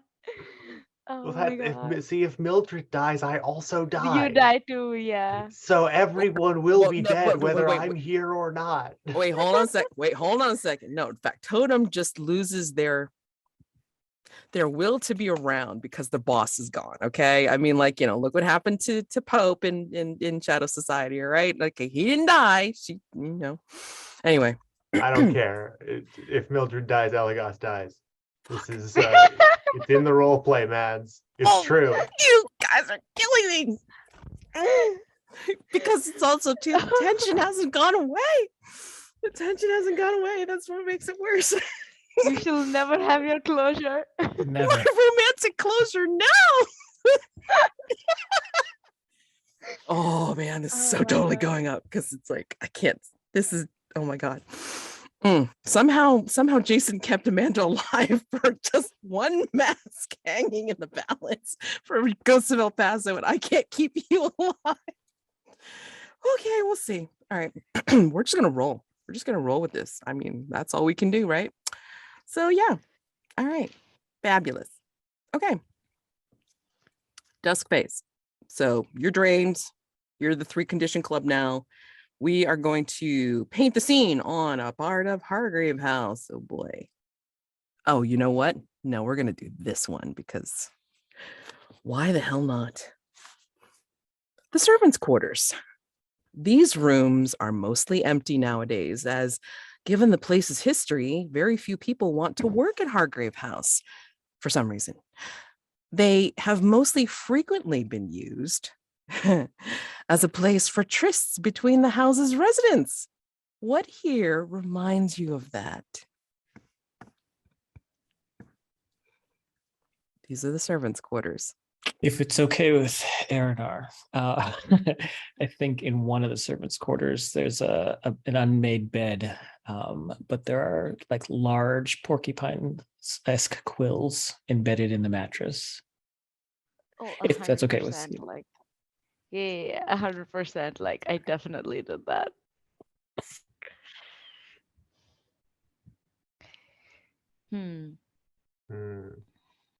I was going to say there is like one of the rooms has this little, alcove area, and in that area there are a bunch of like what was Lord Oda's like silk robes, and like there's a bunch of unwashed robes just hanging there, which he just probably left there and never bothered to clean. I was going to say the smell, but that's been thoroughly implied, I feel. So instead, I will say, because Eligos would never, and certainly not in his place of work, I will say that there are, that in one of the rooms, pristine, dust covered even, but the fireplace is filled with burned parchments, like just letters, a diary, all burned.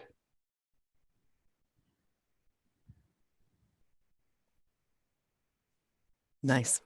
All right. Okay. So this is your opportunity to answer a question before we get to what are you going to do for the upcoming night phase? So yeah, and it's going to be a punchy one when we go through it. So would you like to answer a question? Wipe out, Pinkerton, or do the first question of Seven Mummers, or, there's choices. So you tell me what you would like to do as a group. I mean, I'm down to answer things. Eirinar, do you want to answer Pinkerton? Do you want to Yeah, I think Vickerton is good because I would assume Smoke would have told the other two about the dynamite situation as well. So that is literally a ticking bomb. Yes. So yeah, I think we want to maybe deal with that. Okay. So let's review. What unsavory scheme is Taggart pursuing while he is in London? Complexity 4. 5 clues. A cache of explosives under Hargrave House.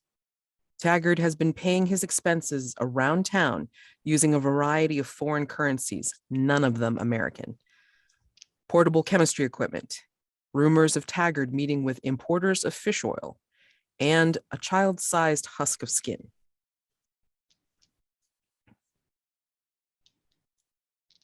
And if that seems familiar to some of you, it's because Ben,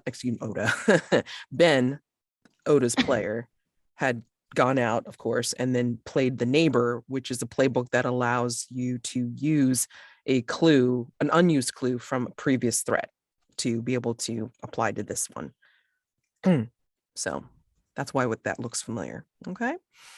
So those 5 clues, and with a complexity 4. I have a theory, if it's okay with everybody. Be starting. Okay. I think that Taggart is trying to create his own anti-spectral serum, sort of like a Ghost Be Gone. He has the portable chemistry equipment, which is obviously indicative of him trying to brew something. I think the imported fish oil is a component of that. He's been traveling the globe sourcing ingredients, because I think that his agent is he's trying to make something authentic. He's not actually trying to make just snake oil. He's trying to make something that's authentic that he can mark up because of all the supernatural stuff going on in London. I think that he wants to capitalize on that. But he has been going around the world sourcing ingredients, which is why he has the currencies. The child-sized husk of skin isn't actually a skin from a child. It's just a husk from a large creature, and the husk is being used in part of this this solvent. I guess you could call it that. I don't know. Serum, yeah. The only thing I don't know how to tie in would be the explosives, though. Maybe you need smoke. Yeah. Oh, I mean, one of the things that I was thinking was that the cache of explosives is to encourage Smoke to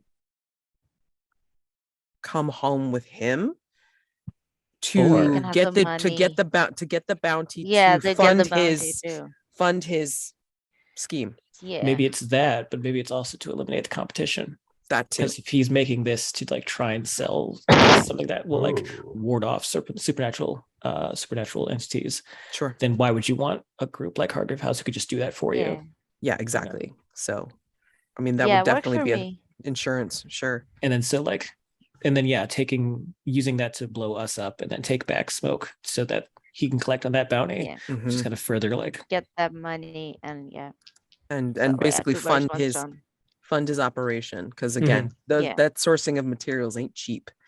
So that's 5 explained. So somebody needs to roll with I think Eirinar should. Okay, I shall It's the roll. American's That's with threat. the +1, right? +1.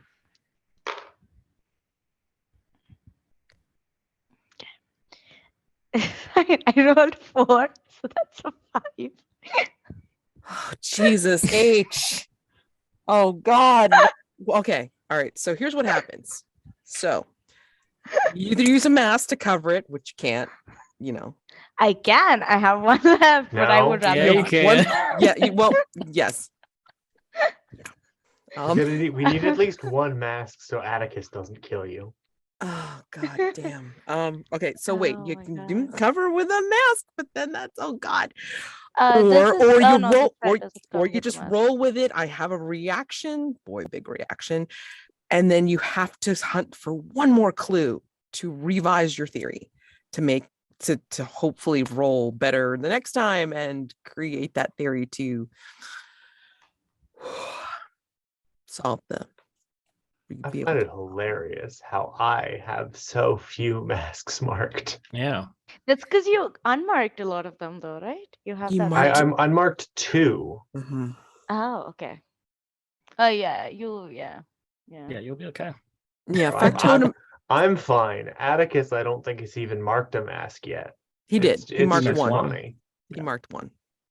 It's just Smoke and I hanging out Oh. here, dangling by a thread. And I Oh. thought Ben was doing it fast. I thought he was really gunning for it, and he was. Well, let's put it this way. If some people weren't so jonesing for going for the mastermind threat, then you'd still have a few more Don't put masks that on because then me. you wouldn't raise some rolls. Just want to say that. Don't put that on me.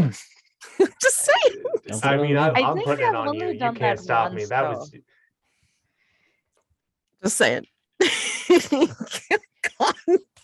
ultimately it is Okay. scheduling's fault. Oh We would be God. done by if all of us could join up, we'd be done by now. We'd all have market masks. We'd be dead and victorious. Dead and victorious. That's the way to go. That's the way to go. Jesus. Oh my God. So what do we want to do? Yes. So I- it's either covering with a mask to make this right, to make this very good guess right, or it's to suck it up, take the hit, and then you have to search out, you have to investigate one more clue. Because we've got To be three able other to resolve. threats. We have 3 other threats that we have to answer. Oh my God. This, I mean, Okay, this is, I am like- up for marking a mask, just so you know. Like, it's just going to cause Mads great pain, but I would totally do it. Like, Smoke would do it. Is also All right, the okay, Well, okay, sure, mm. but who would you come back as? What's your second character? Oh, wait. we'll Hold on, figure- wait. So wait, you already marked a mask for the, For for the curse. just to get to Yeah. drains for, to avoid the curse. Yeah. And then now you're marking another mask to cover this to make it right. So I that take it means you're there's left no threat with, mask, right? huh? There's no threat mask, right? We haven't. I think there's a threat mask. I For don't think I Pinkerton? deliberately No. didn't use it in case this happened. No, that's for Mummers. Hold on. Let me go Mummers back. has a threat mask. Does this? Yeah, have a Mummers, threat- but this doesn't Oh, count because I mean right, that's because you have to Yeah, be yeah, this for is the not threat it, you're but moving on. does this have a Pinkerton threat have Hold a on, threat hold mask? on, It hold on. doesn't Let me check look something. like it. I don't think so. I don't think it does. I This don't is the think playbook threat. playbook Mask of the- threats yeah, have nothing. yeah. Yeah, no associated mask. So did Rude. you have another mask to use, or are we I talking have one blood soaked left. portal? I have one left that is not blood soaked portal. Okay. But So you- I do have 3 conditions, so this will be amusing at the very least. I am fine taking the L on this. I'm also fine taking the L on Okay, this. then we should just like if If you really want to, if you want to knock no, out no. the Pinkerton and then die, that's totally on you. okay. That's on you. I mean, Yeah, I basically I want you to feel like you've resolved the Pinkerton before your character goes yeah. however the hell they go out. That's all I'm saying. No. I was just worried that we have like too many threats, but I think we're fine. We would be fine, I think. I mean, there's a lot yeah. to do. Yeah, This is a I'm fun that gonna I take wanted the to L. have before I had to go on hiatus and before I had to leave Shadow Society. I'll tell you, okay? We were going to be hitting the Coven. We were going to be hitting the Beast. We were going to be hitting another threat, just like this. But do I get that? No. But this is fine. If you guys want to give it to me, that's fine. I'm concerned about my play. No, like Give if everyone's Apple okay Watch with a it, then I would shush. rather not take the mask and Yeah, Okay. just say do a little we'll- more investigating on it or something, or maybe Yeah. even like doing a vulnerable move and making a clue for it. Yeah, exactly. Which I will Something totally to- allow. Oh, God help Okay, so with that understanding, we are going to completely unmark the explained because you have to come up with one more clue and then revise how this is solved using whatever. Excuse me. So yes, there will be an L for this. Oh, I just came up with a wonderful idea. Okay, what do you guys want to do for night phase now? We want to try answering the first question for the mummers. You can do that too. Sure. Yeah, we could do that. I mean, my initial theory for this first one is how are they controlling? How is he controlling? I was thinking something with body parts, but I don't know. Like if he's controlling him, I don't know if he'd like just leave the body parts out in the public like that. So I'm not sure. What if it's sympathetic magic in the worst possible way? What The do you mean? Christmas stocking decoration that has the viscera in it is from the person whose essence Viscera he's it is. using. And the same thing with the jingle balls in the moonshine. This is like the person who made the moonshine and has essentially stolen their essence and had to leave the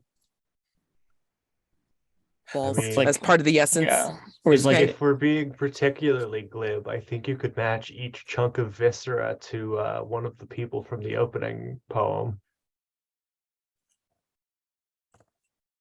Could be. yeah, or maybe it's just like his way of terrorizing the neighborhood.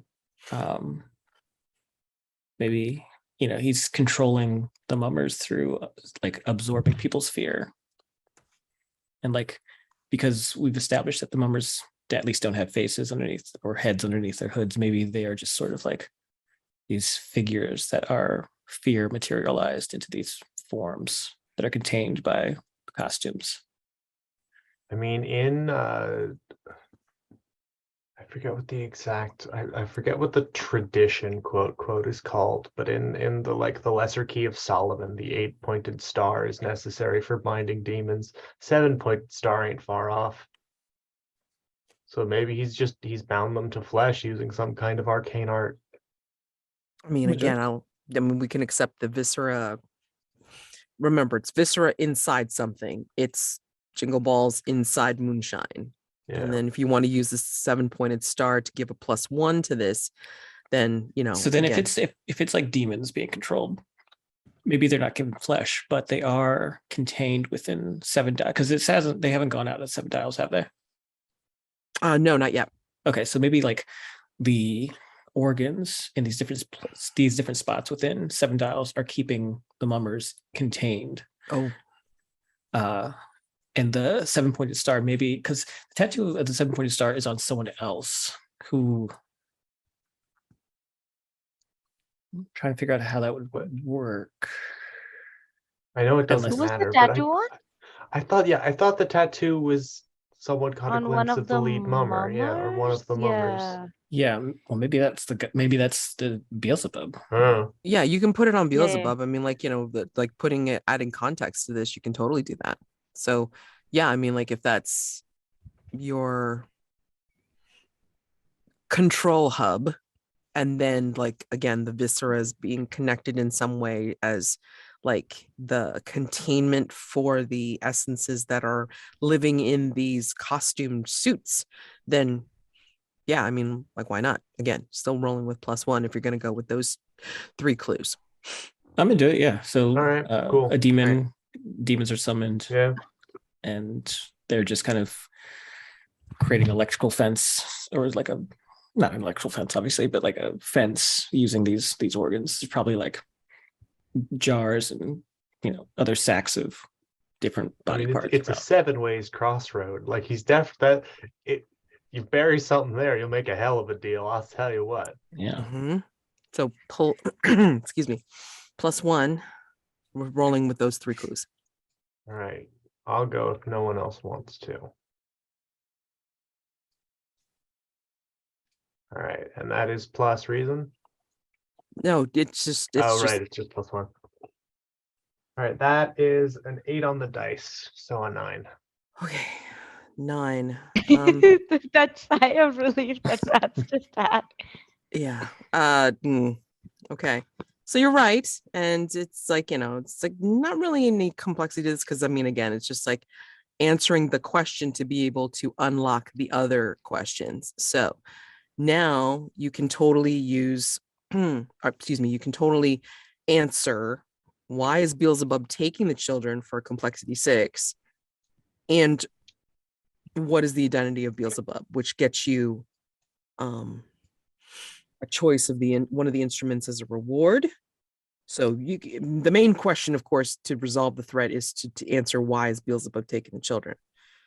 And you can choose to answer the identity of Beelzebub if you want, which is a complexity 2. Okay. Yeah. And the Coven and question is a complexity 6, I believe. Let me double check that to be sure. Pinkerton and Hexcraft. Yep, complexity 6. So you have 2 clues on that. More work to be done. All right, great. And Watley through. Okay, yeah. Lots of work to be done. What Great. even a camera? Just like leave it in a room. All right. God, just look at Slap an out of order sign on it. it's beautiful. It's just beautiful. I love Sorry. it. Do I'm- it to Atticus. I know he's enthusiastic about the camera. So Oh yeah, no. I think he's more enthusiastic about tearing that photo club to the ground. Yeah, I'm sure. Well, I mean, tomato, tomato. oh my gosh. Okay, so what do you want to do in this very punchy night phase if like nobody can stay later? I'm gonna go investigate the Coven.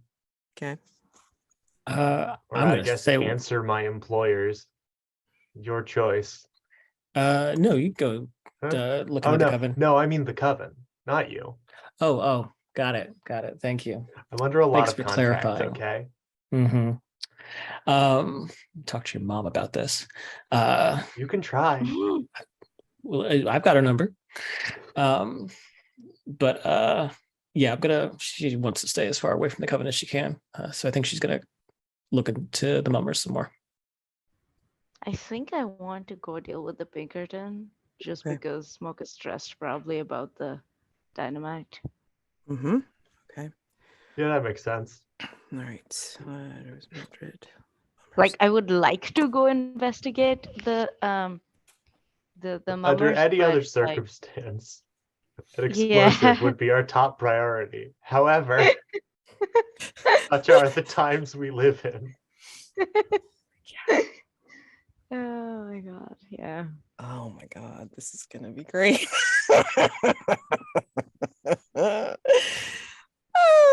Okay.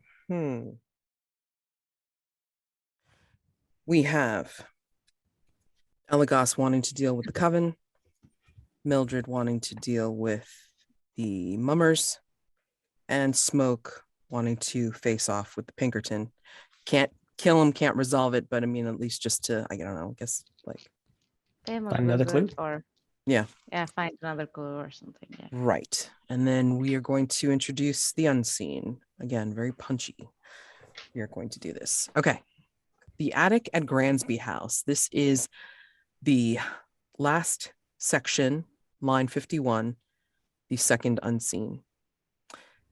Gransby House is a fine mansion in Mayfair, but above the grand rooms is a cramped series of attic rooms that is the beating heart of the house, the maids' quarters. Alternating between too hot and too cold, lit only by candlelight, this is the girls' only refuge from their life of service. With shifts, the last to bed and the first awake, there are a scant few hours of silence every night. Paint the scene as everyone, first prompt. Second prompt is Eirinar. Third prompt is Chris. And fourth prompt is Jax. Okay? So, without further ado, paint the scene. The attic quarters are cramped with whitewashed wooden partition walls, separating the girls into rooms of 4 or so occupants. What touches of the girls' personalities do we see added to their personal spaces? Or again, remember that the unseen is to try to tie into the hunter's scenes thematically or sensually. Okay. Since it's so close to Christmas, I think that some of the girls have stolen away pieces of decor from the house, like mistletoe or holly, and it's just kind of like place them in parts of the attic so that they can have something of festivity.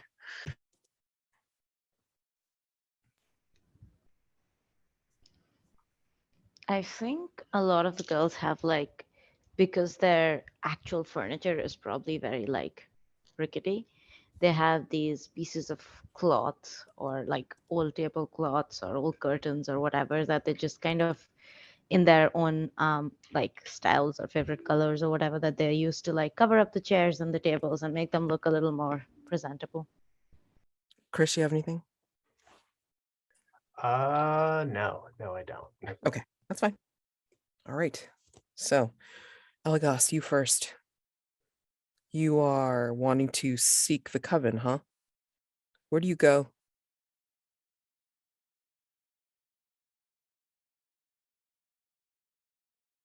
Go in for a reading, may as well.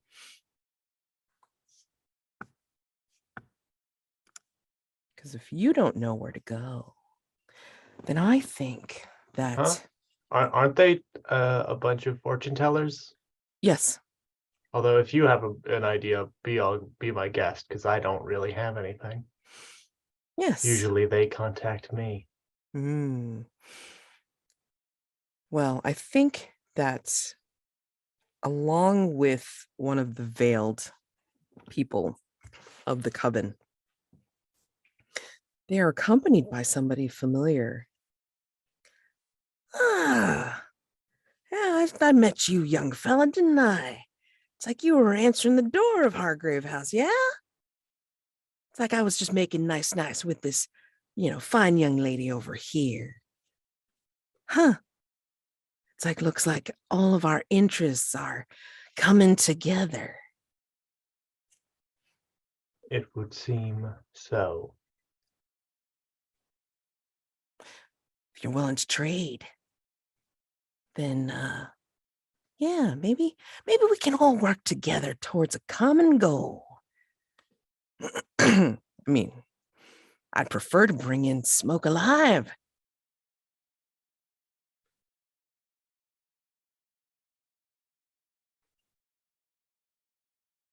And the veiled figure next to him is just, she's doing a pattern with her hands and then pulling out a deck of cards to show you.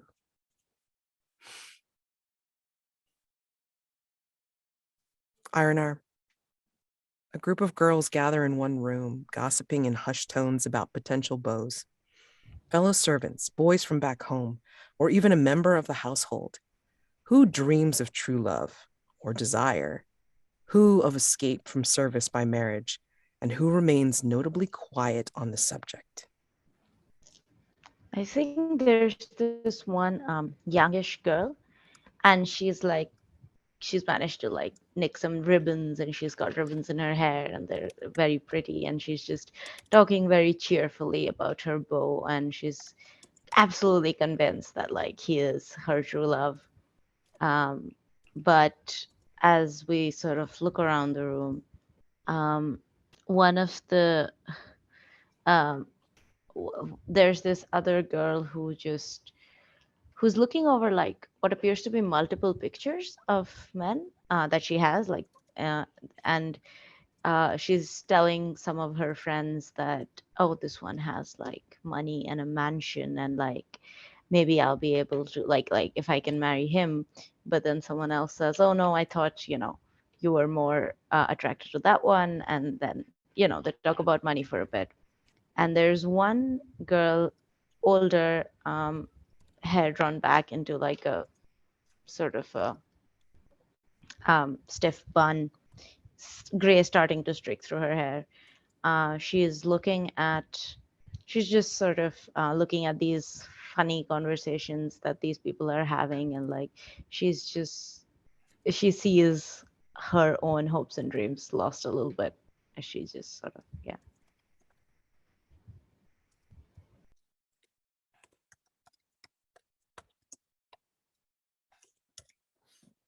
All right. Mildred, do you make your way back to, well, you're in Seven Dials. Do you stop off at Hargrave House or anything like that? Or do you? Yeah, so my plan was for the night phase. She's pretty spooked by having been at Seven Dials, knowing that there's demons there, and then also seeing signs of the Coven and their influence there. So she's going to go stay the night at Hargrave House. In particular, specifically, she's going to go to her ritual chamber. And when she's there for the ritual chamber, she has +1 to presence and sensitivity. However, she's going to use another move while she's in there. She's going to use a custom move called Burden of the Beast. And essentially, anything that I want to attempt there is essentially a success at the cost of something else.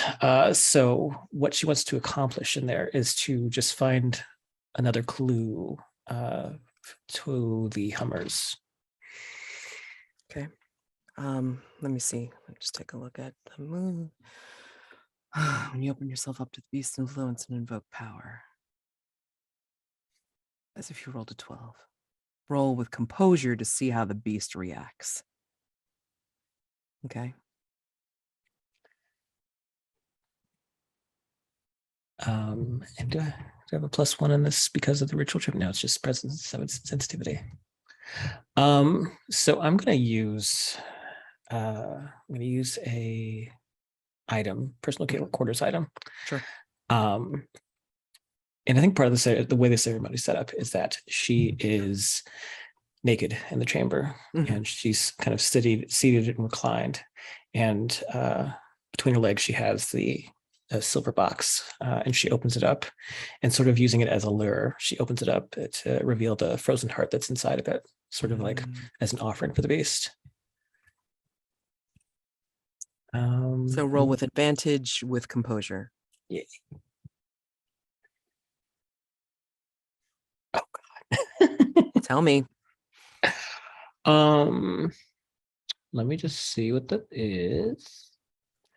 Composure is +1. I rolled a 1, 2, and a 3. So that's a total of 5 + 1 is 6. On a miss, the beast overtakes you and commands you to harm or offend a fellow hunter, and the keeper will tell you which one and give you an appropriate condition. Okay. Can I just do like a quick narration of the move, like the visual? Sure. I think what happens is so she's waiting there with the heart exposed, waiting for the beast. The doors open to her bedroom, and we see from like over the beast's back, we see him crawling towards her, and giant hairy back. We see her just watching, and she's very nervous. But the camera then cuts to her profile, and we see him begin to crawl between her legs, but it's not him. He has taken a different form.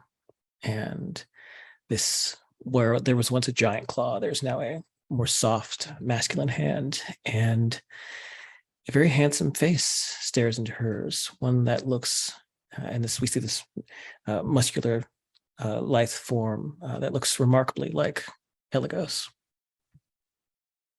I think Eligos, the beast, is very tender to you, Mildred.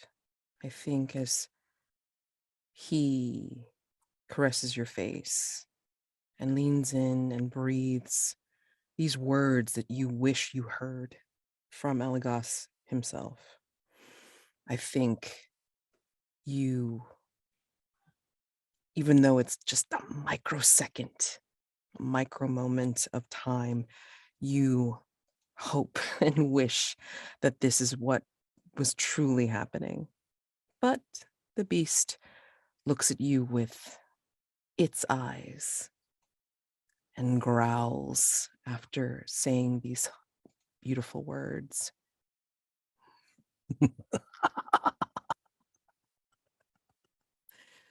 You thought this frozen heart was going to be enough to satisfy me.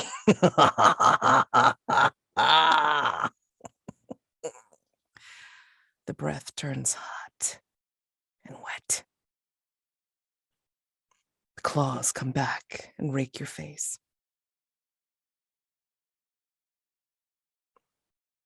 You will break his heart. He serves you. He is bound, but he has other oaths that tear him apart. And you shall tear him apart too. Tell him you are cold. Tell him you don't want him. Serve your true master. I'm going to mark a mask.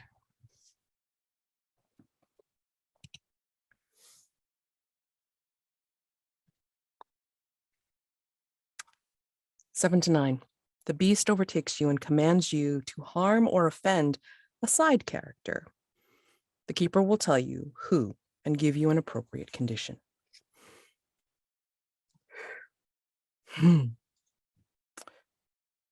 Well, since you were trying to go for the 7 dials, I think you are going to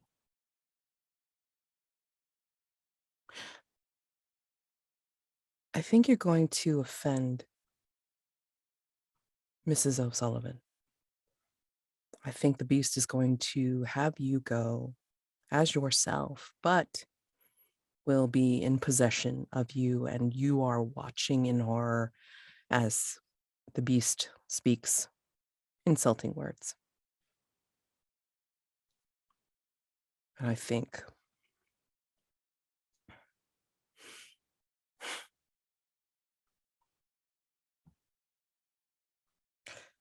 tell me what you feel when you see through your own eyes, but outside of control. Tell me what you feel, Mildred, when this happens. She feels like she's made a mistake. It's that whole thing of she's always just trying to help, but she feels like she's always making things worse for herself and kind of digging the hole that she's already in. And she just keeps digging it deeper.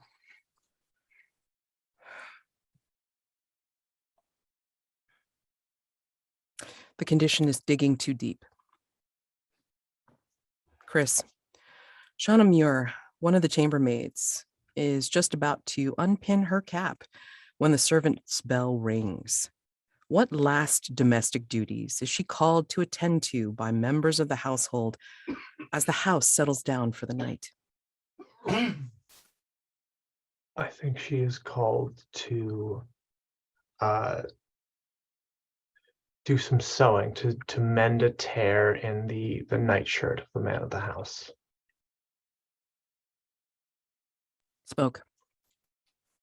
You were going to seek out the Pinkerton, but it seems like the Pinkerton has already been occupied elsewhere. However, Oh, I was considering if I just wanted to in sort of a panic.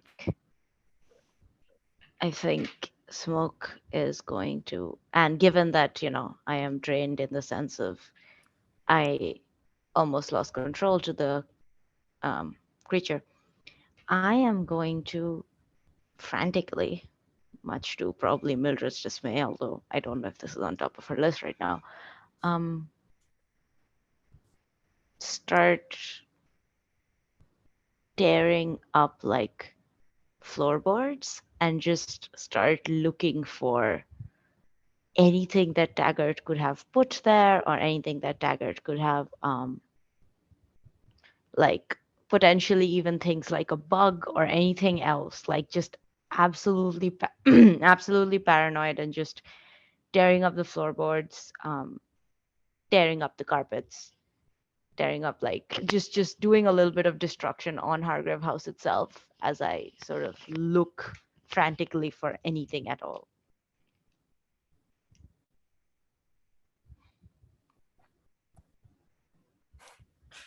I think as you're doing this, I think a shadow falls across the floor from what you've torn up. When you look up, it's a hooded figure, a burgundy hood, and she slowly takes down her hood and reveals the face. You might not remember, you might, it depends. I think it's been in and out since you've seen her last, but she was at the Palais de Gaieté. She maybe not introduced, but she was there. And she has Mirror in her arms. Mirror seems quite relaxed, and she's just kind of holding Mirror and then just kind of petting them. Oh, are you searching for something, dear?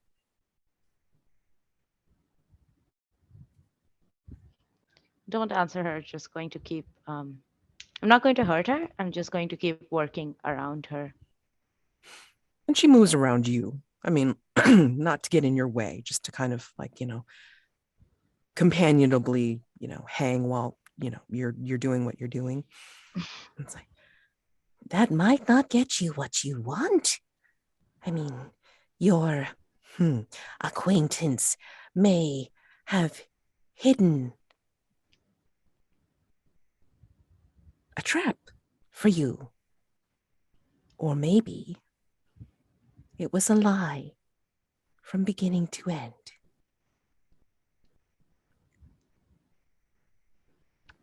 I'm going to stop for a minute and stare up at her, and I would say, how would you know? Either way. Better just the floorboards than the whole house. True. I am at odds. While I don't want to be thwarted in my plans, I also don't want to see you do this for absolutely nothing. Is that an offer to help? In my way, yes. Smoke is going to stand up, dust off some sawdust from their hands, presumably from the wooden floors, and take Mirror back, put Mirror on their shoulder, and say, well?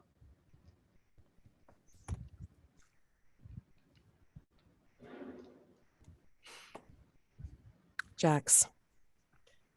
Kitty Saxton and Daisy Warren share a room with a couple of other girls. When all is quiet, Kitty sneaks into Daisy's bed. What comfort do they share with one another? Do the other girls, aware what is going on, maintain a discreet silence or gently rib them?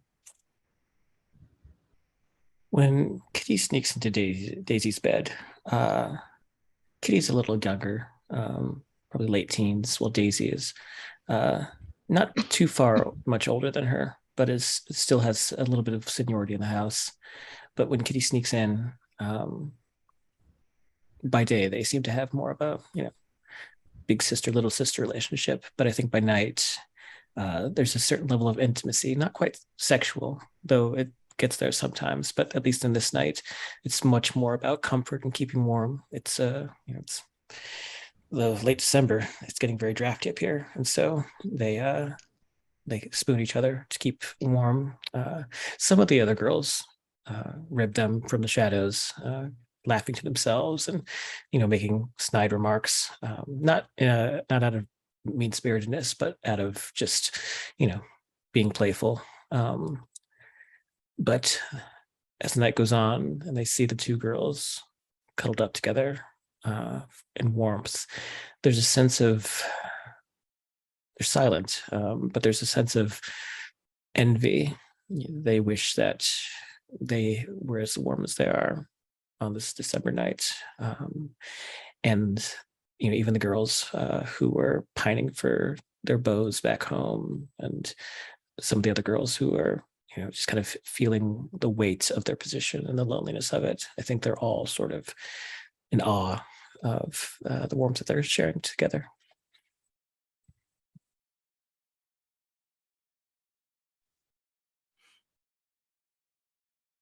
Eligos. Pinkerton may have said it outright. He may have said it subtly as Taggart can. But it sounds like he's asking for your help to get smoke. And the Coven, or at least a representative of the Coven, seems to be in agreement. What do you do?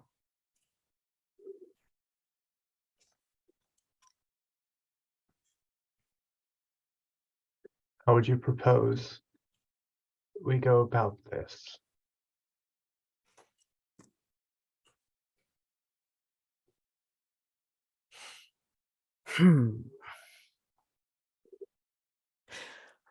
Well, I suggest a meeting of the minds, getting Smoke to come on board. I mean, I'd want to return them to their parents in like one piece, one comforting whole piece, as opposed to what would happen if, say, I don't know, the house tended to blow up for absolutely no reason. And you hear a little snicker underneath the veil of the other person. Bear in mind, I have no obligation to you directly. I know. And if you threaten my place, I will have greater concerns. As will our associate.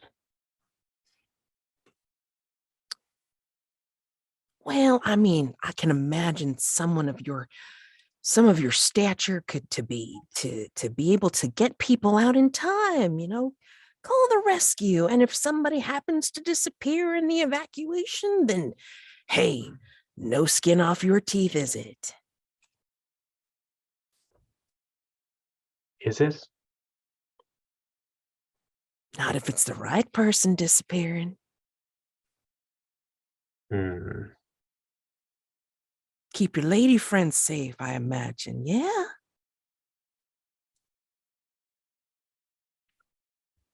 At this point, I will turn nakedly to the Coven operative. Just go, and you're really working with this guy? This fellow, this chap, who aims to blow up your prize? She shrugs, and she presents a few tarot cards to you in response. The basic signal is that she knows, they know that you'll be keeping Mildred safe, evacuating everyone as you will. But again, if everybody is out of the house and somebody disappears in the evacuation, no big deal. And then Taggart pipes up, so, do we have a deal?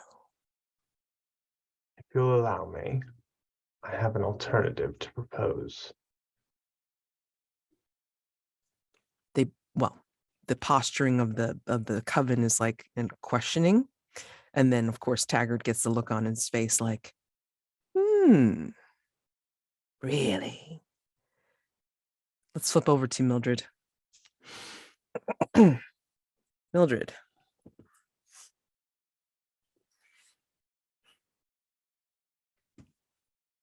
You've insulted Mrs. Sullivan. And Bridget Ryan is, is looking at you she's gone back to wringing her hands, and then it's like, I mean, I can't do the accent right now. I'm too tired. I don't understand. I mean, you said you were going to help. What? Why have you come here and tried to bring down Mrs. Sullivan? I'm here for personal reasons. My motivations are my own. However, such low creatures as yourselves should be thankful that I've even bothered to step foot in this den you call a home. I suggest you leave. I don't understand. I'm not surprised you don't. Don't worry, though. I'm sure we'll find your children. At least pieces of them, anyway. She picks up like one of the iron pots, actually 2 of the iron pots that she has, and then she's like about ready to chase you out and whack you with them. Yeah, I think Mildred just sort of very nonchalantly starts to turn heel, but as she does and she starts to walk towards the exit, she starts to sing the Song of the Mummer of Beelzebub, just to sort of rub it in. Yeah. And Smoke, Titania's talking to you, saying that she wants to help in her own way. What are you thinking? What do you do? Okay. I think I'm going to accept her help. I think I am going to say, well, what do you propose?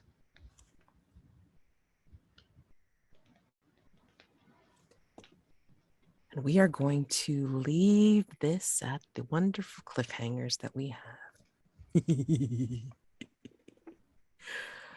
And I know we won't see Eligos for a couple of weeks, so this will be even more interesting for me. I had an alternative to propose. Guess that's gone. It's fine. No. It'll be better. No. I mean, like, you can tell me what you were thinking, because it's very contingent. Now that I think about it, the plan is actually very contingent on me having been here for the next 2 weeks. So it was a bad plan anyway. Oh, well, we'll see. Okay, we'll see how this flows, because I mean, again, we're gonna get Sir Atticus back for next time, and then we're gonna see how it rolls. I love seeing how it rolls. What's my clue for the mummers, by the way? Oh, sorry. Let me see. Mummers. Come on now. All right, here we go.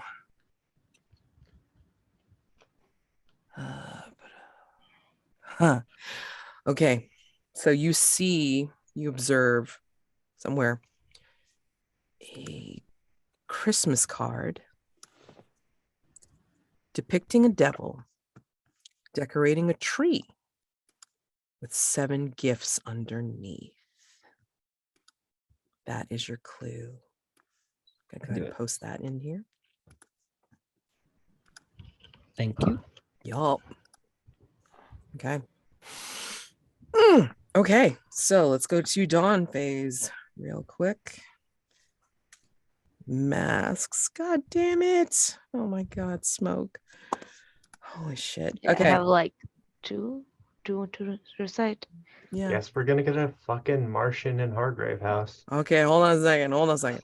Okay, so Dawn phase. Let's look at some XP stuff. Did the hunters answer a question? Yes. Did the hunters resolve a threat? No. Okay, so Smoke, did you experience an echo in the night? I think so. With the carpets and the curtains and the I'll take it. Did you stick out in London society for all the wrong reasons? I don't know if you got not really. Oh. Yeah, no. Pretty much at Hargrave House, and you were I don't think so. Did you use violence to solve a problem? I think like tearing up Hargrave House floors is the counts. So go ahead and take that XP. Eligos answered a question, did not resolve a threat. Experience an echo in the night? No. Okay. Really didn't do much tonight. Did you have a scene showing your secret private life in London? Yes. Yeah. Oh God. Did you demonstrate obsequious behavior toward your employer in front of others? Yes. Yes. Yeah. Hmm. From that. Yeah. Okay. Uh-huh. Vessel. Okay. Mildred answered a question. Did not resolve a threat. Did you experience an echo in the night? You can tell me no if this doesn't fit, Go but ahead. I was trying to do like intimacy between Kitty and Daisy, and then Mildred and the Beast. Yes. Both of them kind of snuggling up to each other naked. Yep. Sounds about right. Did you perform a ritual? Hell yeah. Didn't quite go so well, but it's all right. Did you counsel someone using your supernatural affinities as the basis for that advice? Yeah, I think I did with the tea in the morning with Bridget, putting my blood into it. Sure. Got it. All right, go for it. And then you take that XP. Oh God, so many stars, so many wishes. God damn it. I'm gonna go first. I'm sorry. Stars, of course. Everything that we love about anything at all, each other, wishes, what we wish had happened or will happen. Okay. So stars. Damn that scene with the mistletoe, but it didn't quite work out, and I'm sorry for that because it's like I should have asked. But it was so goddamn good. It was so beautiful. Good scene. It was just like this teeter tottering. I'm just like, oh my God. I mean, again, stars, bursting stars. Damn it. It's like, I loved it. And that the scene in the park too. Oh my God, I can't stand it. It's like, what's going to kill me more is like, if you two don't resolve what the fuck is going on between you two before y'all die. I have some theories on how that might be possible. That's gonna kill me. That's gonna totally kill me. Yes, but consider Mildred has one mask and you're not here for 2 sessions. And I'll be dead if Mildred's dead. So it can be a Shakespearean tragedy as befits the real Puck. My star is that if I had a nickel for every guy who was supposed to look like me that I want to punch, I'd have 3 nickels, which isn't a lot of money, but it's incredible that it just keeps. Wait, happening. I got Puck, I got the Beast. Who's the third? Kemuel. Kemuel doesn't look like you, man. I mean, Kemuel is no, Kemuel but is he Kemuel. is me. He is or no, wait, that's no, Evelyn is Mildred, right? I'm right. Or Evelyn, no, Evelyn is Turing. the vessel. No, Turing is fake me. Well, Turing looks like, you can see from the picture. I mean, he's a big bulky Sean Bean. Okay, so yes, but he is this thing. He's a factotum, right? So, yeah, he's my he's your counterpart in that other group. Yeah, got a lot of guys to deck. Is all I'm saying. God. It is what it is. Okay. So anyway, and then of course, like wishes, like, God dang, I should, like, next time it's like, I'm just going to say, look, if you have a 10, you are not allowed to bump it up to a freaking mastermind with mass. Forget it. No, I mean, we're not going to do it anymore. But we never should have done that. But also, it's fine. It's fine. We can end this at any time, Matt. I know. God dang it. Well, I mean, like, it's either breaking a hell of a lot of rules or just going like, well, we're just going to let that one slide and we're going to let that one slide. It's great. No, it's great. I mean, it is good because it gives me some fun. Like, this has been a roller coaster ride of emotion. I don't know how I'm feeling anymore. Somebody slap me with conditions because there's plenty of them. So yeah, stars. And then, like, for coming back, Eirinar, thank you, because I mean, you were trying to get shit done, and then I was still throwing some stuff in your face, and you were, still rolling with the punches. If it wasn't for the fact that the masks were not a flowing, or like, your rolls were just happening at the wrong goddamn time, I mean, it would have been great. Would have been wonderful. But no. Oh God. Oh my God. I don't want to say goodbye to these characters so goddamn soon. There's too much to do. I love them too much for them all to die. And I know you do too. I can't. I don't well, know how I'm going to say. Go ahead. is that I was able to unmark all my things in personal quarters, so I could just start using them willy-nilly for advantages. Damn. I was Okay, gonna steal all your shit and give it back to you. I just took a move for that. You can steal Yeah, more things from me. I need to like take Mirror to the fight and use him for advantage or something because like yeah. Oh my god. He's got horns. He's raring to go. He's got antlers. I mean, he's got antlers. I mean, oh god. Yeah.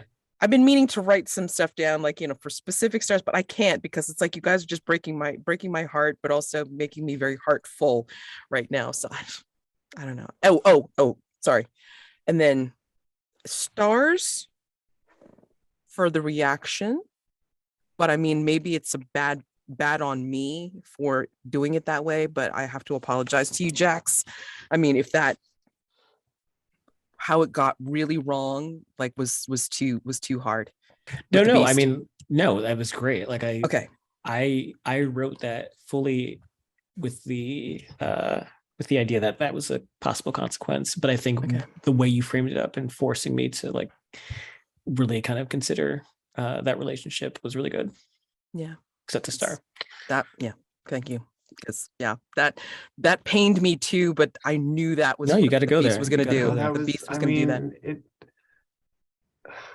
It was just such a beautiful, like the perfect threat. It was Yeah, a really well written move, and unfortunately, it went. I know. I love the first time I use it. Complete fucking miss. Yeah. It's like the worst, worst, possible yeah. outcome. Yeah, it was great. Dang.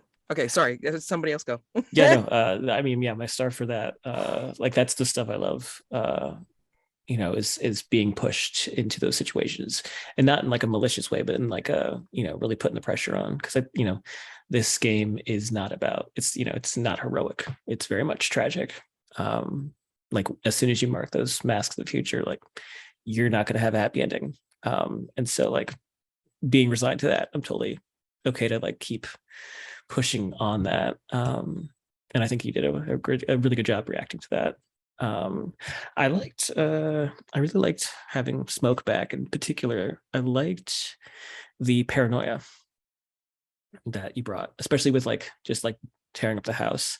It would be unusual for someone else, but because Smoke sort of just paints everything with a broad brush, and I think with that coupled with their panic, knowing that this person is hot on their tail, I think it was just a really interesting way to handle that.